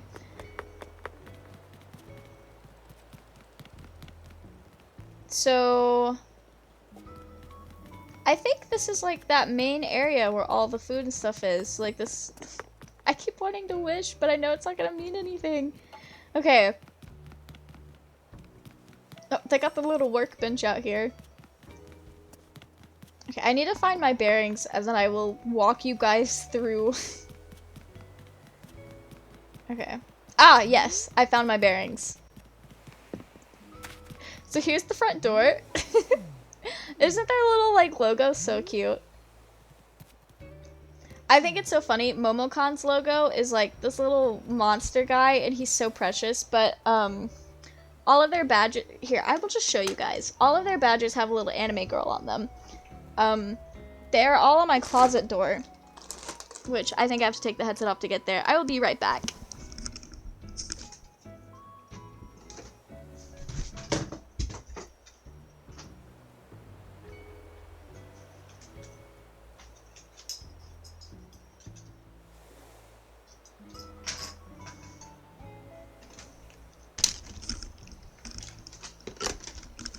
Okay. Sorry, my room is literally a disaster dumpster fire right now. It is hard to clean when you're sewing and crafting. But, okay. Let me do this because I'm just talking and showing you guys stuff. Also, my stuff got messed up. So I don't know how that happened. I was literally rearranging my stuff like 2 minutes before stream. But basically, all of the Momocon badges... I know I have 2 of them. Where's the other one? They got this little girl on them. By little girl, I don't mean like child, but just, isn't she funky? Fun? Fresh? I think I can show you guys this because these are long past, but one year I posted a picture of my badge to like my Instagram story, and this one guy from like my area was like, hey, don't do that. People can steal your badge if you do that. And I was like, oh, I won't do that. But yeah, it's always this little blue-haired girl on the badges. But she's not their, like, logo. But AWA, I've got 3 of these. They always have this pink girl on their badges. And she is the logo. So, fun stuff. Then we have Atlanta Comic Con, which didn't do badges, they just did, wrists. So they messed up the flow of my collection. But... yeah. We're gonna get another pink girl to add to that. Funky blue-haired girl. I love her. I love the anime convention girls. They're so fun. But yeah, Momocon's got this fun little monster, which I didn't even know was like part of their branding until their Animal Crossing Island came out, to be honest. He's a very obscure part of their branding. But this is LineCon. This is where you go to pick up your badge. Usually, if you are there between, oh, what is it, like 2 o'clock to maybe 6 or 7 the first day, this is just jam-packed with people. And you go through this queue, and then you go to a slot, and then you pick up your badge. They usually have it separated with pre-registered, or people who still need to actually purchase it. You just chatting segment, and it went well. Thank you. I get very passionate about things, and then I realize if I'm showing you something, I should probably swap to the screen where you can actually see it. But anyway, this is registration. They actually moved where it was, because it used to be like right in front of the door, but then they moved it back into like a bigger area, so they had more room for the line because there was just too many people. Too many people. You guys will see it. I would link you to old convention vlogs, but I don't want to put you guys through that. Those are rough. So you guys will see it because it's the same at every convention. You guys will see it in a few weeks. Then back here we have like the little food area because, fun fact, so vending machine water bottle costs anywhere between $1.50 to $2 normally, right? The vending machines in the convention center, no lie, no exaggeration, the water bottle is like $4. Everything is so expensive for no reason. Let's see. Yeah, over here is like one of the other lounge areas. And back here is a big panel room. So a lot of anime conventions, and just conventions in general, will have voice actors from video games or cartoons or animes. Or even just like live action actors. They'll come and they'll do panels. Robbery? What? When did we discuss robbery?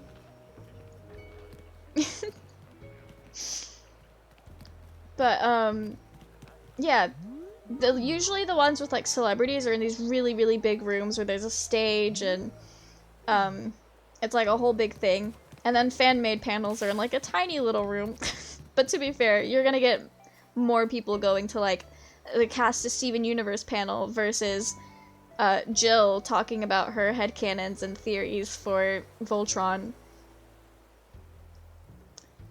Y'all can really tell I've been going to conventions back in that era. That's when I started going to conventions, was in the Steven Universe Voltron era of life. What is this over here? Nothing. Okay. $4 water. Oh, yes, it is robbery. I was just confused because that's like just how it is. And no one pays it, so I didn't consider it robbery because no one falls for it. Like, Haley almost bought a water bottle one year. Like, our first time at MomoCon, she was like, I really need some water. Goes to the vending machine, and then she comes back and she's like, Mel, it was $4 for a water bottle.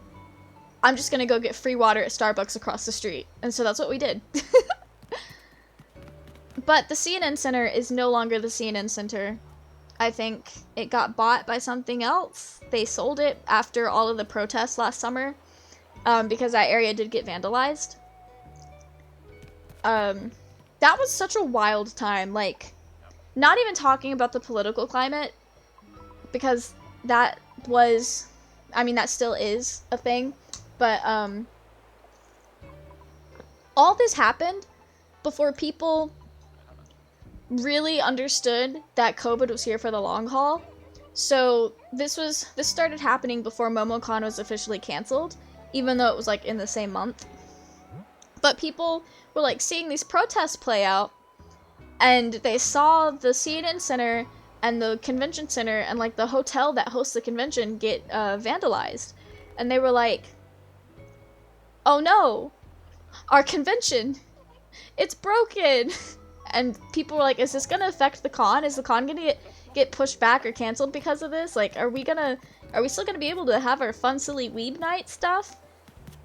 Come to find out, it's canceled anyway because of COVID. But people were so like, instead of being concerned about the people who are in danger or the like actual issues at hand, they were like, but our convention center. So that was really interesting to see in all the Facebook groups. I don't know if other large cities had similar things, because I don't know where the conventions are held in those cities.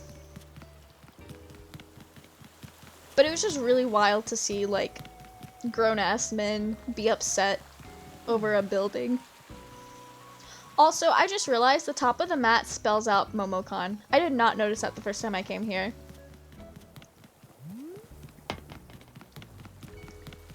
Okay.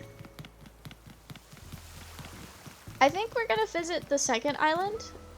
Ah, here it is. The room where you lose all of your money. The dealer's room, which also has the game room attached to it. So at MomoCon, most convention centers has like this huge warehouse-like room that's like the back room's a Spirit Halloween or some shit. And that's where they set up booths where they invite merchandisers or artists to come sell stuff. And so you spend way more money than you probably should here. And then, at MomoCon specifically, they have the game room in the same room. AWA has it in a different spot entirely. But it's like they have a bunch of arcade games set up, and there's usually like lines of people waiting to play them. They've got PC and console gaming set up. It's very cool stuff. I've never played it. Emerald's husband Monty does a lot of gaming, so you can always find him in this area. I'm more of a game at home kind of person. I get very nervous gaming in public. Cause I know I'm not good. I don't need Jerry from 2 computers over to say, hey, that's not how you play the game. Let's see. Yeah, they got tabletop gaming up here. I did do like board games at one con, and that was so fun. Okay. Oh, back here is where you can see where they had like DIYs and stuff set up for people to come leave things when they were visiting. Yeah, I'm so hyped for this. I didn't get to go in 2019 because that was when my brother graduated high school, and high school graduation is more important than a silly anime convention. So I didn't go. I haven't been to MomoCon since 2018. And this is my favorite convention, I think. I have the most happy memories. So, I've only been to a handful of conventions. I live vicariously through other people's convention vlogs, which is actually why I started making my own, so that I could live vicariously through myself instead of other people. But I'm like a professional vicarious liver. Okay. But, the first convention I ever went to was Anime Week in Atlanta, which is the AWOL one. That was in 2016. And I went with my aunt. And she's my dad's sister. I don't think that really matters, but it just helps me, like, verify who I'm talking about. But she is, no joke, one of my favorite adults in my life ever. She is so cool. She is very, very awesome. And she's not like an anime weeb, but she's adjacent to it. Like, she's really into Star Trek, and I don't think she plays D&D, but I feel like she would love it. But she's very into nerd culture, like on the Western media front, so she understood what was going on at the con. She may not have recognized all the Narutos and what was everyone cosplaying in 2016? She did recognize Undertale because her son was really into Undertale. There was a lot of Undertale. Vicariously through myself. Yeah, that's me. I actually have done that. I've literally gone back and watched old con vlogs being like, damn, time to live vicariously. But it's just me, looking at past me. But I went with her because I was 19 at the time, but I'm the oldest child. And for people who have siblings, or who are parents, I don't think anyone here is a parent, but for people who have siblings, like, you'll notice the oldest child is always the hardest one for your parents to, like, let go of. So my mom was very anxious about me going to a crowded event for 4 days full of weird nerds. And so she was like, you need to take an adult guardian. We don't want to go with you, but ask your aunt. She would love it. And my aunt was like, yeah, I'll go to this with you. Sounds fun. So it's so funny that my parents are like, go with an adult supervisor because we don't want you, like, I don't know, getting involved with sketchy people. But then I spent the whole weekend with a person I met online, like, that past summer, and we were absolutely vibing. They were so cool. And we stayed really good friends for a while. So that was a really fun con. But it was my first con, so I didn't really know what to expect. Well, I knew what to expect because I had spent the last year watching convention vlogs. But I don't know, it hits different when you finally get to experience it for yourself. And I'm gonna be nosy and go through the MomoCon house. I just have to find it again. Anyway. So I had a lot of fun, but I knew I could have had more fun. So it was a really good experience, and I'm glad for it, but I knew it could get better than that. And then a few months later, Haley and I went to MomoCon together. I did get involved with sketchy people. That's when I met the ringleader of that weird Discord Kinney group that I got into. I've talked about that before. Oh, this is pretty. I haven't played the Cherry Blossom season yet because I just wasn't playing Animal Crossing when it hit this year, and I didn't have the game when it was out last year. This is pretty. But MomoCon 2017, by far the best convention experience I've ever had in my life. I will explain why that was the peak later, but it was so fun. It was my first time doing a group cosplay, which was a dream of mine, because I had seen so many people, like, do group costumes, and I wanted that. I wanted that so badly. But I didn't have any friends that cosplayed other than Haley, and Haley and I were just beginning to get close at the time. And we did Cecil and Carlos together for that convention, and it was a lot of fun. And we did lots of cool stuff, and we made lots of cool videos. My vlogs sucked, but it was my second time ever vlogging at a convention, so that's okay. They were not going to be good. But it was just a lot of fun, and I made some pretty good friends, and then we spent the rest of the summer playing Don't Starve together, and it was amazing. And then later that year, I went to AWA again. So this is my second time at AWA. I spent a lot of the con trying to keep up with my sketchy Discord group, because a lot of them were from the area, or traveled down to the con, because half of us were from the area. It was fun, but in hindsight, I wish I would have spent more time with, like, Sam, the weird internet person that I met at the first con, and some of, like, my other friends that I'm still friends with, and not sketchy Discord people. But that's okay. That is okay. And then the next convention was MomoCon again, but that was when I started dating my ex. And he is a Debbie Downer for sure. And he did not like that I was trying to keep up with a bunch of different group of people. But also we were just really busy that con, because there was a lot going on. I was very spread out, like, trying to keep up with 3 different groups of people. So, like, it was fun, but it wasn't the best experience. And then every convention after that, it was fun, but then not fun because of, like, toxic ex reasons. So, now that I'm no longer dealing with that, I am so excited for AWOL this year, because I am prepared. I know what to expect from a convention, so I can get the most out of it. I'm going with my friends that I haven't seen in a while. I'm only sticking to, like, one group of people, which is Haley and Emerald. Everyone else I haven't really kept up with, or they no longer live in the area, or they no longer go to conventions because people grow out of it, or they move on, which is fine. So, I'm not keeping up with 3 different groups. I know what to expect to get the most out of it. I don't have a toxic Debbie Downer who insisted on going with me but then was miserable the whole time. So it's gonna be fun. We're gonna thrive. It's gonna be great.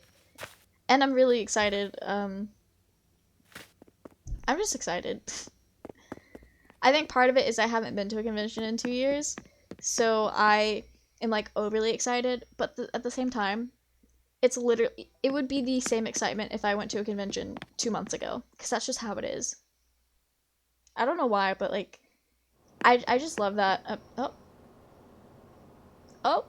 I feel like we were not supposed to see this. I loved like early game Animal Crossing when it first came out and everyone was catching tarantulas because that was the best way to get bells. It was so funny. People would have like stacks of tarantulas. No, my favorite thing about the cosplay and like convention going community is everyone is equally as excited and hyped about it, or at least they say they are online, which is enough for me. Even the people who go to conventions like almost every weekend for like a couple of months, because the people who travel, hello? How do I get back in the bed? There we go. The people who travel, a lot of people, mostly adults who work jobs that let them take off this often, they will travel to like within a certain, I guess, radius, but got it. To walk you through a summer, typically you have MomoCon at the end of May to kick off the con season of the year, which is weird that people say that's the start of con season because you have Holiday Matsuri in December. There's not a lot in January. I know there's a couple Texas cons in January, but generally there's not a lot. And then in February you have Katsucon, which is one of the biggest on the East Coast. It's not the biggest. I think Dragon Con is the biggest on the East Coast. But Katsucon is pretty big, and it's a really big deal, especially for cosplayers. I've never been. My friend Sarah's been once, I think. I know she's been once. I don't know if she's been more than once. It's an extremely crowded convention, but it's in a very beautiful hotel. So it gets hyped up a lot, and people go and they bring out like the best of the best for their cosplays. And they just vibe. I've never been. I would love to one day, but that's gonna be a when I've got real adult money, because it's gonna be expensive. And I'd have to take off a lot of time to travel. And I've learned through convention vlogs that I will be better off staying an extra day and leaving Monday than trying to leave on Sunday, because most conventions are a Thursday to Sunday thing. Anyway, a convention season, even though there's always one year-round, just about. But for my general area and the people I followed online, because I tried to follow people who lived in who went to the same conventions that I did, you have MomoCon at the end of May to kick things off. And then a week or two later, depending on the year, you have Colossal Con, which is in Ohio, but a lot of people travel for that because it's at a water park. I've never been, but Haley and I talked about going in 2020 before COVID happened. But that is one I'm going to one of these years. I didn't go this year because I just couldn't swing it, but also I don't think this year is the best year to travel for cons. Just saying, but you know what? Who am I to judge? Anyway, so you got that, and then there is a convention in Florida not too long after that. Water Park Pog. Yes, it is so cool. So it's like, I think it's at the Sandusky Hotel in Ohio. How does cosplay even work? Bikini cosplays / swimsuit cosplays. Or you just don't get in the water, depending on your cosplay. Most of the Colossal Con convention vlogs that I've seen were happening back when the anime Free was a big thing, which was about like the boys that swim on a swim team. So a lot of people's cosplays were swimwear anyway. But yeah, Colossal Con is where you go when you want to see a lot of bikini cosplayers, which more power to them. Not me, could not be me, but I love them. because most characters don't wear bikinis. So you have to be creative in how you make it obvious who you're cosplaying. And also, like, if they were to wear a bikini, what would it look like?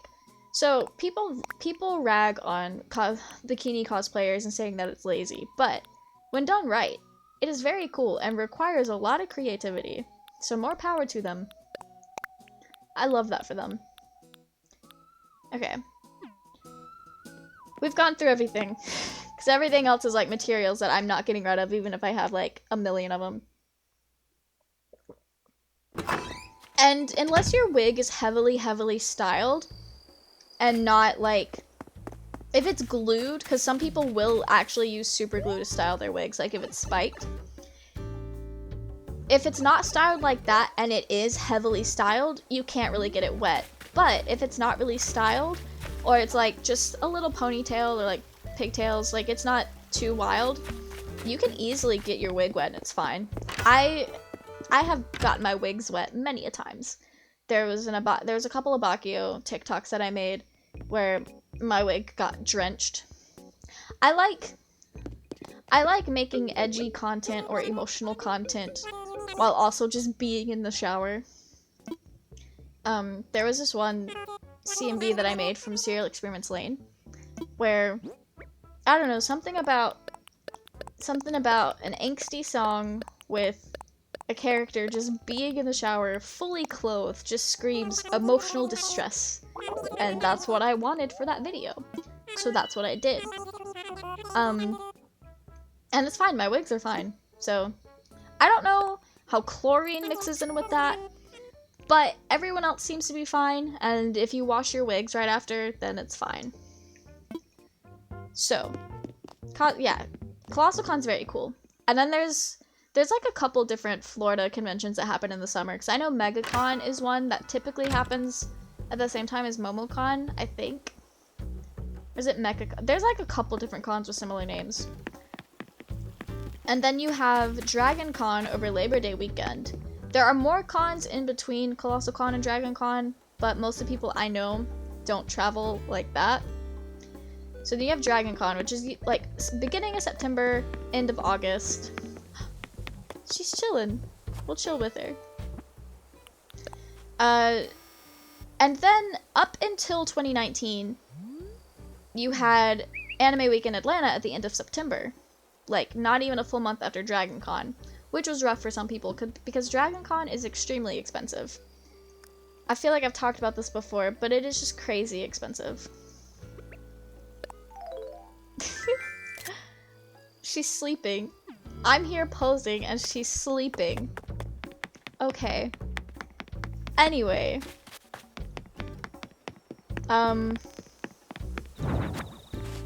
lost my train of thought for a second. Okay. So you have Anime Week in Atlanta. That's at the end of September until 2019. 2019, and then for the foreseeable future, is Halloween weekend, which so pog, so ideal. I love that for us. And then, sorry, I keep losing my train of thought because I start thinking about what I'm doing. Okay. And then after that, there's like a little bit of a lull. There's not a lot going on in November. Before COVID, you had like a lot of cosplay meetups that people would organize. MomoCon does a Cosplayers on Ice. That's, I think, in December. It might be in January. But then most people will travel down to Holiday Matsuri, usually around December 14th, and that's in Florida. And then you have a handful of people that go to Katsucon in February. By a handful, I mean a ton. And then after that, it's getting ready for MomoCon again. And that is what my circle of friends do. Circle of friends and most people that I followed on Instagram because they lived nearby. Or at least went to the same cons, which in my head meant lived nearby, but that is not true. And some people do more than that, some people do less. It's all just what you can swing and what you want to do, because conventions are very physically and mentally draining. Because they're very busy places, They're very expensive places. And most people do not get a lot of sleep during conventions. So it's a very... It puts a lot on your body. Also, a lot of people don't eat the way they should at conventions. I guess because they get too busy, they forget. Or they just don't budget and then can't afford food. Either way, it's a little bit of all. We gotta pick all that stuff up. Okay. I know it was one of my goals in life to be able to go to as many conventions as I wanted. I don't know why that was a goal, and it never occurred to me that I wanted to seriously be a content creator. Because my life plan when I started college was I was going to continue to make my silly little cosplay YouTube videos, have a lot of fun, get to the point where I could make it a job if I wanted to. But I would never quit my day job because I have always been well aware of the fact that a career in online content creation is very unstable.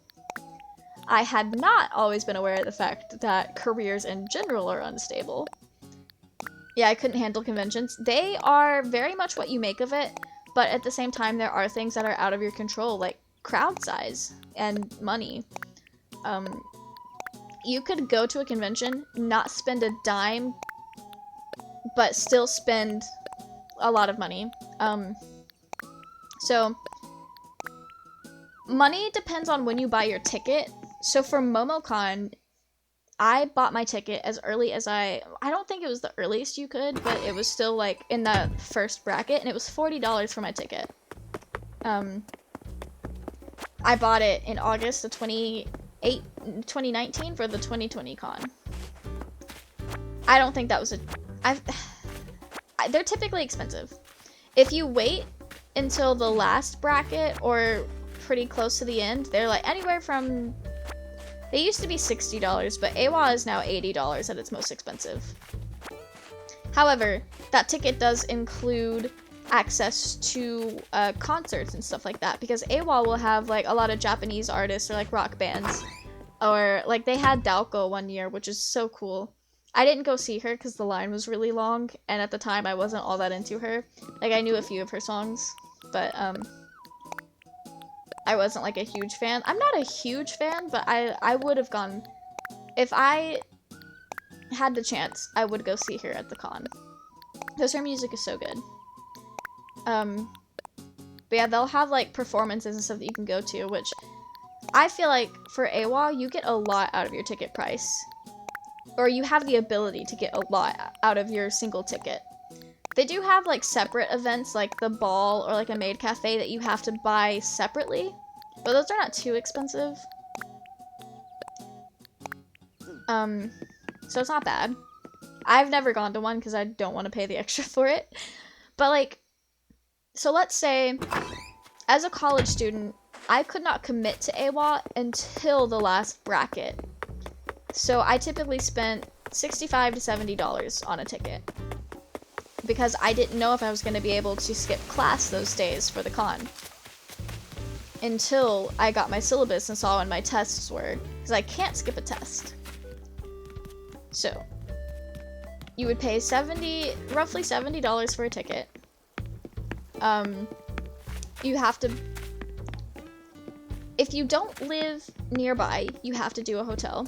And my friends are decent people who are able to think things through. So we have never fit like 1 million people into a hotel room the way some people do, because some people will cram like 12 people in a room to get the cheapest price possible. We typically go anywhere between 4 to 6. 6 was the most I've ever had in a hotel room, but it's usually 3 to 4. So with that in mind, hotel is anywhere between $130 to $200 per person, depending on how many people are in the room, how expensive the hotel is. But honestly, when you're splitting, doing the expensive host hotel is not bad. I think this year it came out to be $165 per person for 4 people to do the host hotel. I don't do hotels a lot, but that doesn't sound too terrible for me because that is for Thursday through Sunday. So you've got hotel, and then you have to actually like put gas in your car to get to the convention, and then you have to have food. And if you cosplay, you're gonna spend a lot of money getting your cosplays ready, unless you are one of those people that doesn't feel like they need to make a new cosplay for every convention. Which, there's nothing wrong with wearing the same cosplay, or wearing one cosplay the whole con. I mean, that's perfectly fine. However, social media culture and like convention going culture and like that type of scene, a lot of people feel like they have to wear a different cosplay every day. Some people even wear multiple costumes a day. And a lot of people, every single costume they bring will be a new costume. I like to have at least one new costume, but I don't feel like every costume I bring has to be new, because there's oldies that I like to wear. Like there for a while, I wore an Osamatsu cosplay to every con. I love re-wearing cosplays. Oh, I didn't want to pick that. But you have people who feel like they need to make a new costume. Making costumes is very expensive as well. I feel like now I'm just telling you guys where all my money goes. When I'm not spending too much money on video games, I spend way too much money on conventions and cosplay. You know what, that's okay. Hobbies aren't cheap anyway. I mean, they can be for sure. But when you start like making things, every time I go buy fabric to make something, I always spend at least $40 on fabric. And that's just the fabric. Yes, I almost always buy too much. I look up online how much fabric I need to make thing. I follow what it says. And what it says is it tells you a really high amount so that you have fabric in case you mess up. So like if you cut something wrong or don't do something just quite right, you have enough fabric to do a do-over. Maybe not a whole new thing like making it twice, but at least a part. Except for my dream cloak. My dream cloak did not have a lot of wiggle room. I used most of that fabric. It had a little bit of wiggle room, and I probably should have used it because I did not make that hood correctly, but that's beside the point. But people will spend hundreds of dollars making something. I think the most I've ever spent on a costume. I've never, well, I was gonna say I've never spent more than $200 on a costume, but there was a costume I did with a group of people where we commissioned it. So altogether it did cost like almost $300, if not $300, because you have the wig. Can't take money with you when you die, so have fun. Yeah, that's fair. That is totally fair. And it's not like I have a lot of bills, and I don't have any, like, people I'm responsible for, like children. So, that's okay. As long as I save some for when life happens, then we're good. Which is what I'm doing now, so we are good. But yeah, not talking about cosplay, a convention will still cost, at a minimum, anywhere between $200 to $300.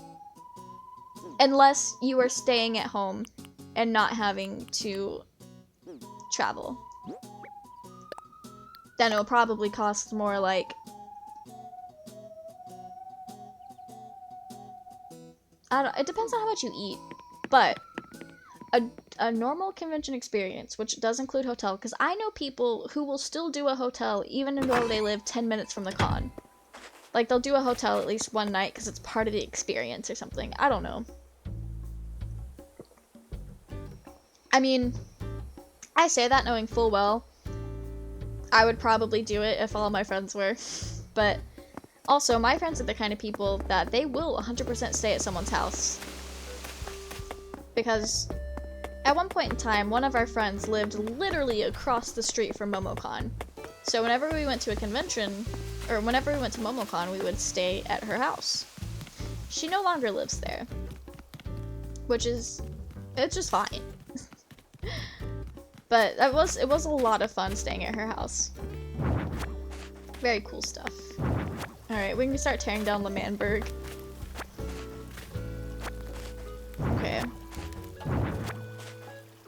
I probably should have done a dream address, but that's okay. I don't think anyone was gonna go to it. And it was gonna change once I finished my island anyway. So, just the video tour should be enough. No, anime conventions are very expensive, so people who are able to go to multiple conventions in a short span of time absolutely either not managing their money at all and can't pay their bills, or they're making bank.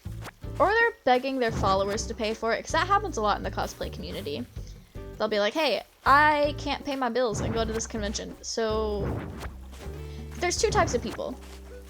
You have the people who say, I can't go to this convention and pay my bills, so will you pay my bills for me so I can go to this convention? Which basically plays out as they go to the convention, the next week it's like, oh, I can't pay rent. Time to crowdfund, or like, hey, I can't pay rent, here's my Ko-fi, give me money please.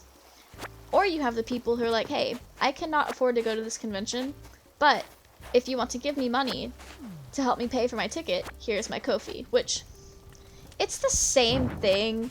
It is just, it's 100% the same thing. But one hits a lot more politely than the other, if you ask me.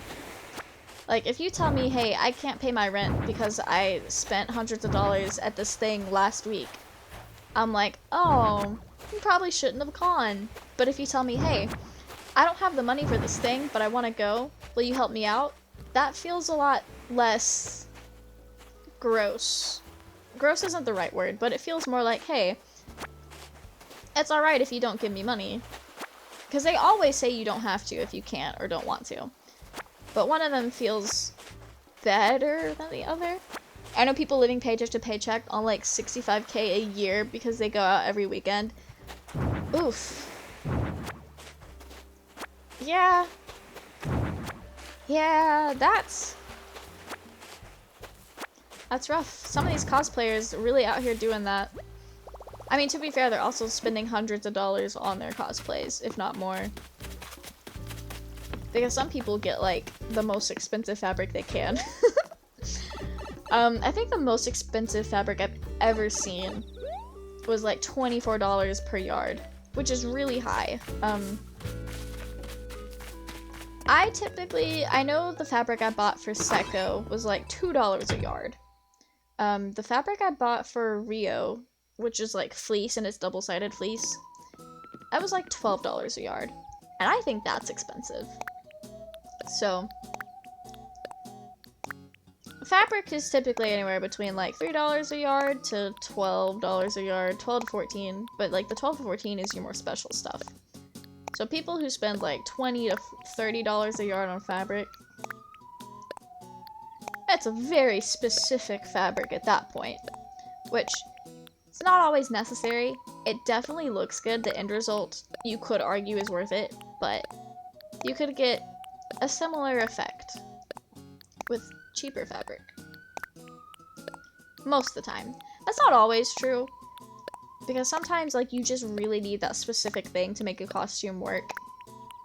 But, like, this one person, she made a Team Rocket cosplay. It was her and this guy. They made Team Rocket cosplays. And if you know Pokemon, typically Team Rocket, when you think Team Rocket, it's like the white, it's like white pants, white skirt, and then the white top with like the black undershirt.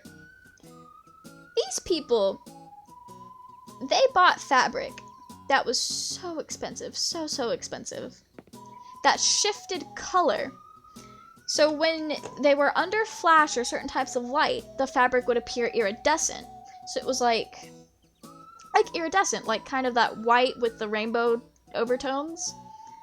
But when it was not in that certain lighting conditions, it was a really dark, kind of gross gray, sort of like Discord on dark mode. And it was a cool trick, a very cool effect. I don't think that was necessary. And I think the costumes would have been just as good, if not better, if they used different fabric that didn't cost as much. But again, it is personal preference. That's what they really wanted to do, so that's what they did. I didn't make the costume, so I don't really have, it's not my place to judge their choice of fabric. But you do have people that do that kind of thing, who get the really wild fabric because they can, and because they want to do something different, even if it's not necessary or accurate or what's best for the costume. But you know what? That's fine. I do want to be careful about talking about that and then like just roasting their fabric choice, because they are people who are very prominent in my local cosplay community. I would say it's a little bit more than local, but if Haley were not lurking, she'd know exactly who I'm talking about. It's a good thing my hobbies aren't expensive, right?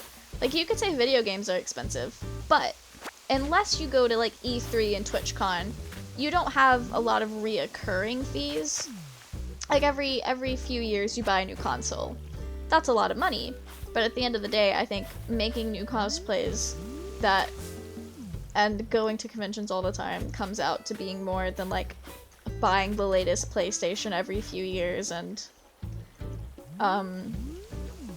buying like your favorite game, because most gamers, unless you make gaming YouTube videos and feel the need to do so, most gamers will not buy every single game that comes out. They're only gonna buy the ones that they like. And when you only buy the ones that you like, I feel like you get your money's worth out of it. I lied, I like to travel, so that's expensive. Yeah. I mean, it doesn't have to be, but like to actually travel anywhere, like that's significant travel or something that people would consider travel, it is. COVID making me stay home or travel local. Yeah, traveling local can be really cool though. Especially like, I know you said you're kind of new to the area where you live. So there's probably lots of stuff to see local that is new to you. So it does still feel like traveling. No, video games, that's my brother, like his one hobby, I would say, is video games. He's been branching out and trying to learn welding and like mechanics and all that, but it is unclear if he's doing it as a hobby or if he was thinking about doing that as a career, which it doesn't have to be two separate things, but I know video games is his consistent hobby, and that's what he like wants to spend his money on. Went to the Everglades a few weeks ago. Yo, that's cool. I've never been to the Everglades before, but it sounds really cool. What was it like?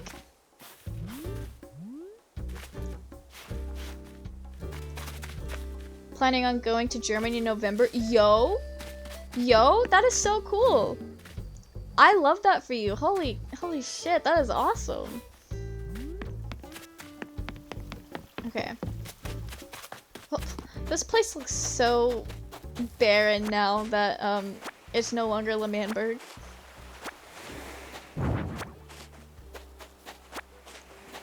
Okay. I would really love to go to the Netherlands one day because I have a friend that lives there that I've never met. We've been friends for 6 years. And I would love to go meet her IRL one day. So I want to go to the Netherlands.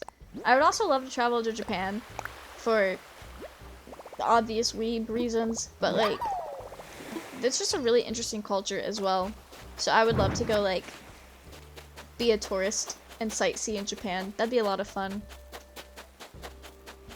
Those are the only two places that I'm like dead set on wanting to go, but it would be really awesome to be able to go to like all the countries and visit and get to know like at least a little bit of all the different cultures, because that'd be so cool. Still waiting on my passport, so fingers crossed. Oh, okay. I have never gone through the passport process, so I don't know what that's like. But yeah, fingers crossed. Hopefully it comes through. The Everglades is pretty cool, but it was off season due to the trillions of mosquitoes per square inch, so it was kind of rough. Oh, okay. Yeah, mosquitoes make everything worse. I don't know where they came from, so I haven't been outside, but I did see a mosquito in the grocery store at work yesterday. So that's probably where it came from. But I have like 2 mosquito bites on my neck, and I'm so mad because it's like, mosquito bites in October? Is that who we are? I've never gotten mosquito bites in October. plan on going to Japan eventually. That would be so fun. To no one's surprise, I used to watch anime YouTubers like CDawg and the Anime Man and Aki Dearest like every other weeb back in 2016. And so when they moved to Japan, that was like the coolest thing for me. It was very cool things to see. So I know when Aki first moved to Japan, I know she's questionable as a content creator now, just for like some of the weird views that she has and the way she over-sexualizes yaoi stuff and like basically media that has two men in love. But that is also a critique of the entire anime community. So she's not special. But when she first moved to Japan, she did a lot of videos about things like Halloween and Shibuya and stuff like that. It was very cool to see. But there was a period of time where it felt like every cosplayer that I followed was going to Japan. Like, there was this one girl, she went to Japan, and then like a few months later, this other guy that I followed, he went to Japan. It's like, is everybody going to visit Japan now? Is that what YouTubers get to do these days? So it was very cool seeing everyone's Japan vlogs.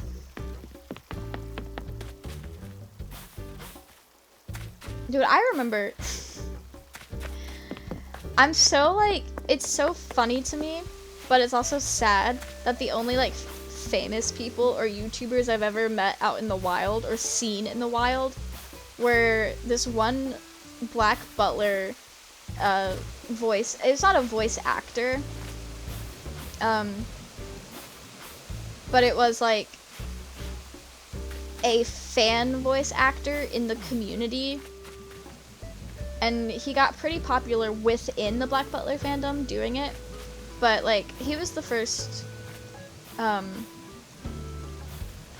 somewhat famous person I'd ever, like, met in the wild. I had seen the cast of Steven Universe because I literally went to a panel, but that doesn't feel like it's in the wild. Because that was, like, a designated place for them. I mean in the wild, like, I didn't go there planning to see them. So I met that one YouTuber. And that was sketch. But then the next year at the same convention, I saw like Aki Dearest, the Anime Man, and the bald guy that they're friends with, who's also a YouTuber. I saw them walking through the CNN Center, and I walked past them. I'm like not staring them down because that's creepy, but I was like looking at them, and I was like, wait a minute, is that who I think it is? And when they're like way out of earshot, I lean over to my friend, and I'm like, I think I know who those people are. And she did not watch YouTubers, so she had no idea. She's like, oh, go say hello, go say hi, what are you doing? Why are you telling me this? Go say hi to them. I'm like, no. I don't know them. They're YouTubers. And she's like, oh, go say hello, they'd love that. I'm like, no. We don't do that here. We don't want people to know we exist. But it was so weird because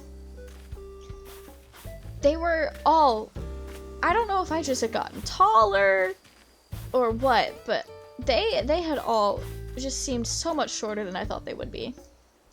Honestly, everyone I've ever met that I knew them on the internet first, they were either exactly what I thought they would be, because I didn't consider their height, like Sam, my friend Sam, I never considered how tall they might be, but everyone else, way shorter than I thought they would be.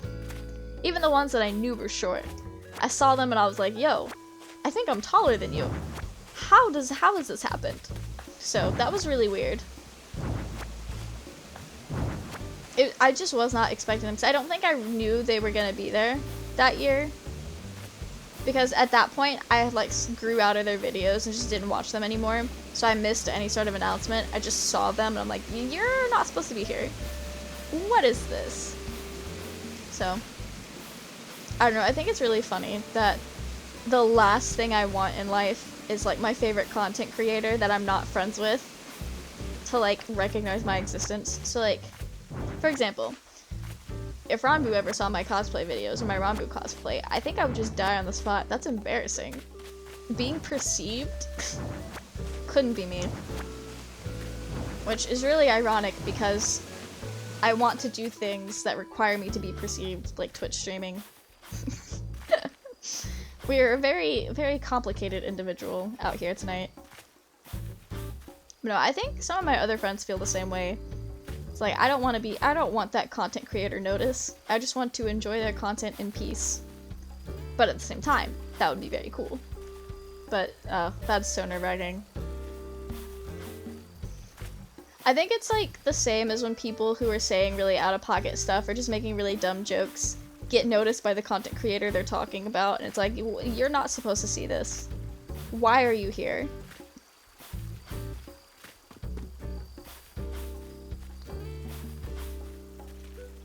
I just realized I have to be at work at 8 a.m. in the morning. In 11 hours and 13 minutes. We'd love to see it. That's okay. I'm off Thursday, which is fun. We'll be able to spend a lot of time working on cosplays again, which is what I need. And then it is work, work, work straight until the convention. So, after Thursday, because I'm the kind of person that I just live for my next day off, like when it comes to work. Honestly, I was kind of like that with school sometimes, like when things were getting kind of rough, I was like, ugh, can't wait for spring break, am I right? But I've been approaching this job as I'm just living for my next day off, which sounds like it would make the days go by slower, but I'm not anticipating it with excitement. I'm just working to get to that point. So it actually goes by pretty quickly. And because I'm doing that, oh, campsite? I actually didn't come visit who's in here, so this is going to be a new site for me. But because I do like that, I don't... Is this Frank? He was one of my new leaf, starters. Bro, I love you. I will be leaving you though, because I kind of don't really have a spot for you on my island right now. Sorry. But, when you live, like, working for your next day off, you're not really looking ahead on the schedule much. So, I think that's why I didn't realize AWA was next week until literally yesterday. Like, I knew when it was, but I didn't realize how close we were to it.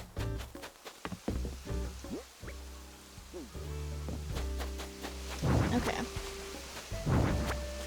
Well, I thought my inventory was a lot more empty than that.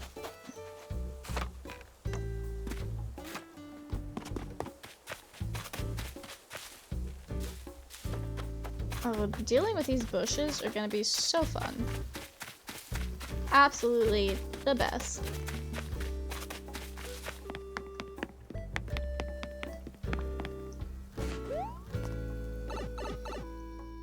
No, I'm thinking, still can't believe you're doing this. I mean, yeah. That's okay. That is okay. We'll get content out of it. I am very excited to, like, do a new island. It was a little late today. What's your plans for this? I don't have a solid plan. My new island is not going to be, like, inspired by anything the way this one was. But, the new update is giving us, like, a lot of new items and a lot of new crops to grow.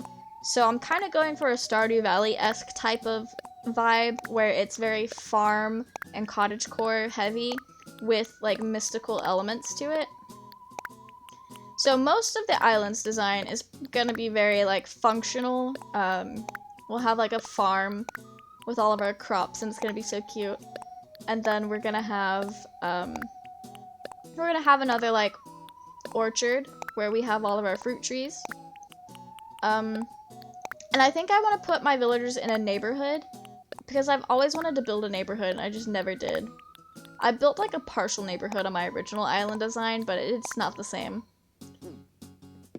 So, we've got small ideas. There's not, like, a big, grand, overarching idea. But this is mostly just fueled by the November 5th update. So y'all bet November 6th stream, we're gonna be busy. We're gonna have so much Animal Crossing stuff to do. I gotta try not to just stream Animal Crossing because I do still want to stream Minecraft. That's my main thing. I need to go to Las Nevadas, or what was Las Nevadas. So much new. Yeah, did you watch the direct? because there is so much content that a lot of people in the community are like overwhelmed. They're like, I don't even know where to begin, or like, I can't even begin to process what all is happening because it's just it was way too much to keep up with. And that doesn't even include the stuff that wasn't actually shown in the direct. I was seeing the tweets. Oh yeah, there's so much new stuff. There's like lots of new furniture items, lots of just everything. They're bringing out everything. People were going crazy. They were. The community has not been this busy since like summer of 2020. Because the Animal Crossing community has always been there. I don't know what it was like on Twitter until New Horizons came out.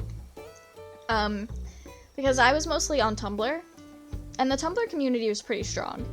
Like, it wasn't stupidly active the way it is on Twitter, but it was still pretty big, especially considering I didn't get into the community until 2018, and at that point it had been 6 years since a main title game, and 2 years since the Welcome Amiibo update to New Leaf. So at that point, everyone had kind of calmed down, and the only people who were there were like the diehards, which are kind of just vibing. So when New Horizons dropped, Twitter became really active because people were like sharing their islands and talking about the game and trying to help each other out, getting like villagers or items that they needed, especially because different color variants. So I don't know if I've ever like said this before, but yeah, so this guitar, one of these colors I bought on my island. The other two I had to get on other people's islands. There's no other way to get like other colors. And the same goes for all the like Nook Miles items that you can redeem, like the lighthouse and the teacup ride and the lamp posts. So the game kind of forces you to be social and play with other players if you want to get everything or different versions of stuff you already have. Which some people liked, some people hated. But it did give the community like a purpose, and so you had a lot of people interacting because of that. And the Sanrio amiibo cards were stupid rare because they only had a Japanese and UK release, and it was a limited release back in like 2016 or 17. All I know is it was before I got into the game. And those items were so rare, and in New Horizons, they didn't have the characters or the Sanrio items until this past March, but you could scan their amiibo cards and get posters, and this was before they took away the ability to catalog posters. So people were on Twitter like, I mean, I did this too. I posted a video of me going through all the posters I had access to, which were the Sanrio ones, saying like, hey, I've got these if anybody needs them. And people were like coming out of the woodworks like, hey, I'll give you like 100,000 bells for these, or like, hey, can I have some? It's like there was so much activity going on and a lot of people just trying to help each other out, and it was really cool. And the game was released. When the game was released, it didn't have all the features that it does now. And some of those features, like the diving and the Dream Suite, they were things that were in New Leaf from the launch, and so people kind of expected that to be in the game from the get-go. And when it wasn't, they got disappointed. So the community kind of died down a little bit and complained about burnout because, again, this is a game that isn't really intended to be played 8 hours a day, every day for like 3 months while you're in lockdown, which is what most people were doing at the time. So everyone got burnt out like stupidly quick, and they stopped playing.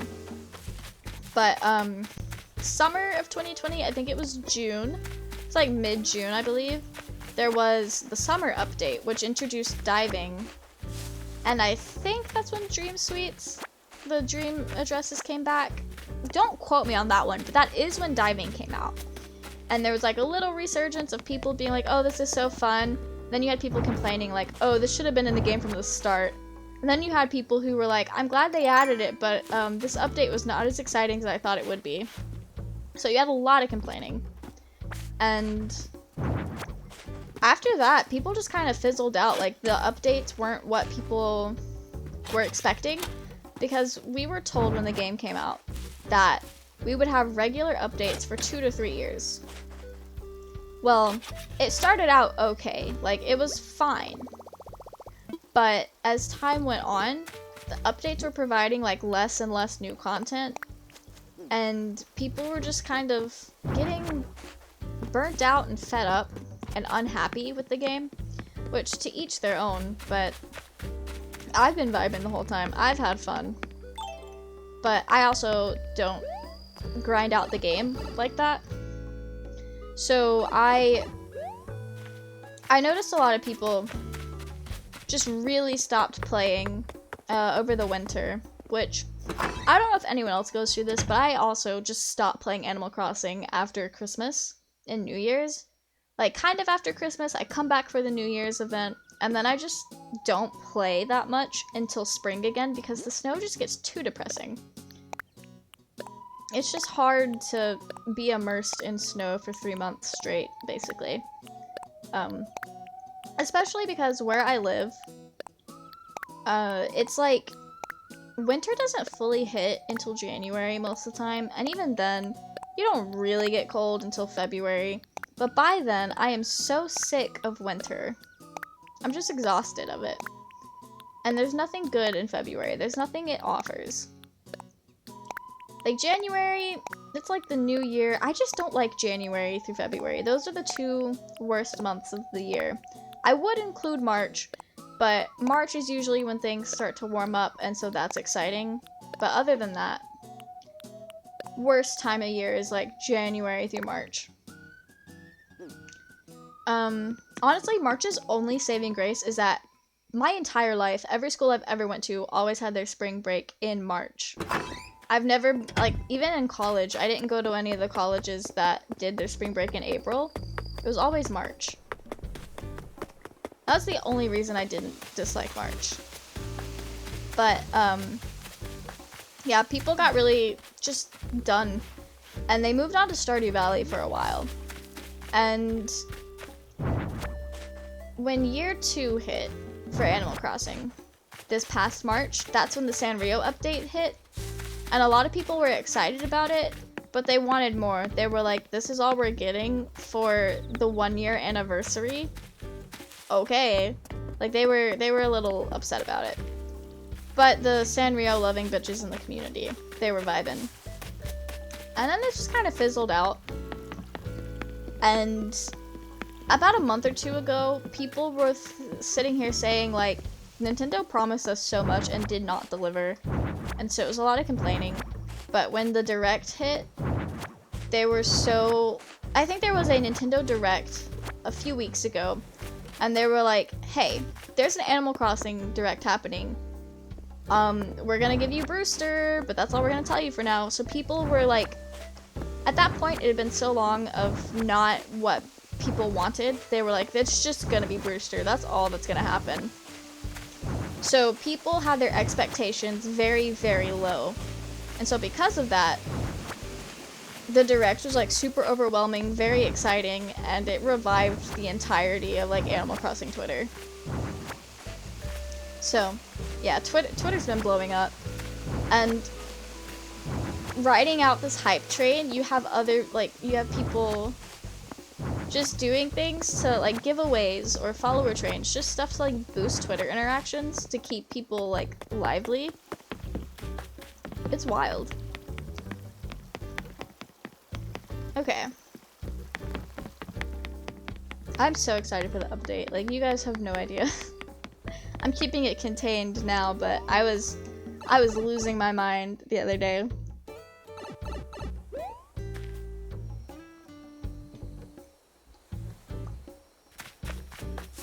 Okay. I've been having fun talking to you guys, but I have hit that point where I'm like watching the clock trying to hit a certain time, and typically if I'm not doing something specific, that means it's time to stop streaming, and I also have to go to work stupid early. So I'm gonna leave it there. I know this stream was all over the place, but that's honestly every every time I have a big event, like a convention coming up, I think the streams leading up to it are gonna be like that, unless I have like a set goal to do. So, hopefully Thursday will be a little more cohesive. But thank you guys for hanging out with me, and thanks for putting up with my convention ramblings.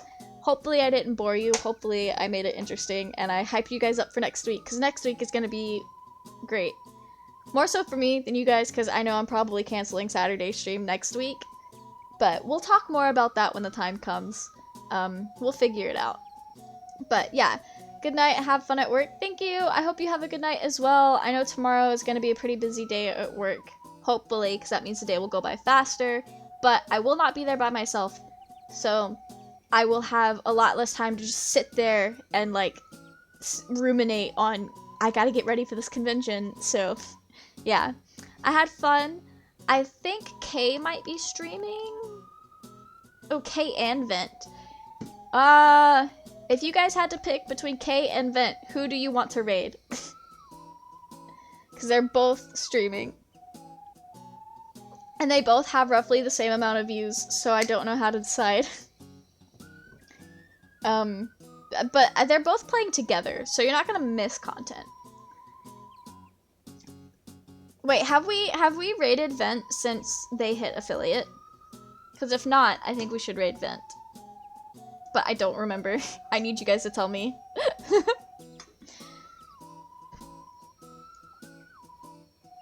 I think I'm gonna send you guys to Vent, because I feel like we raided K more than we have raided Vent. I think.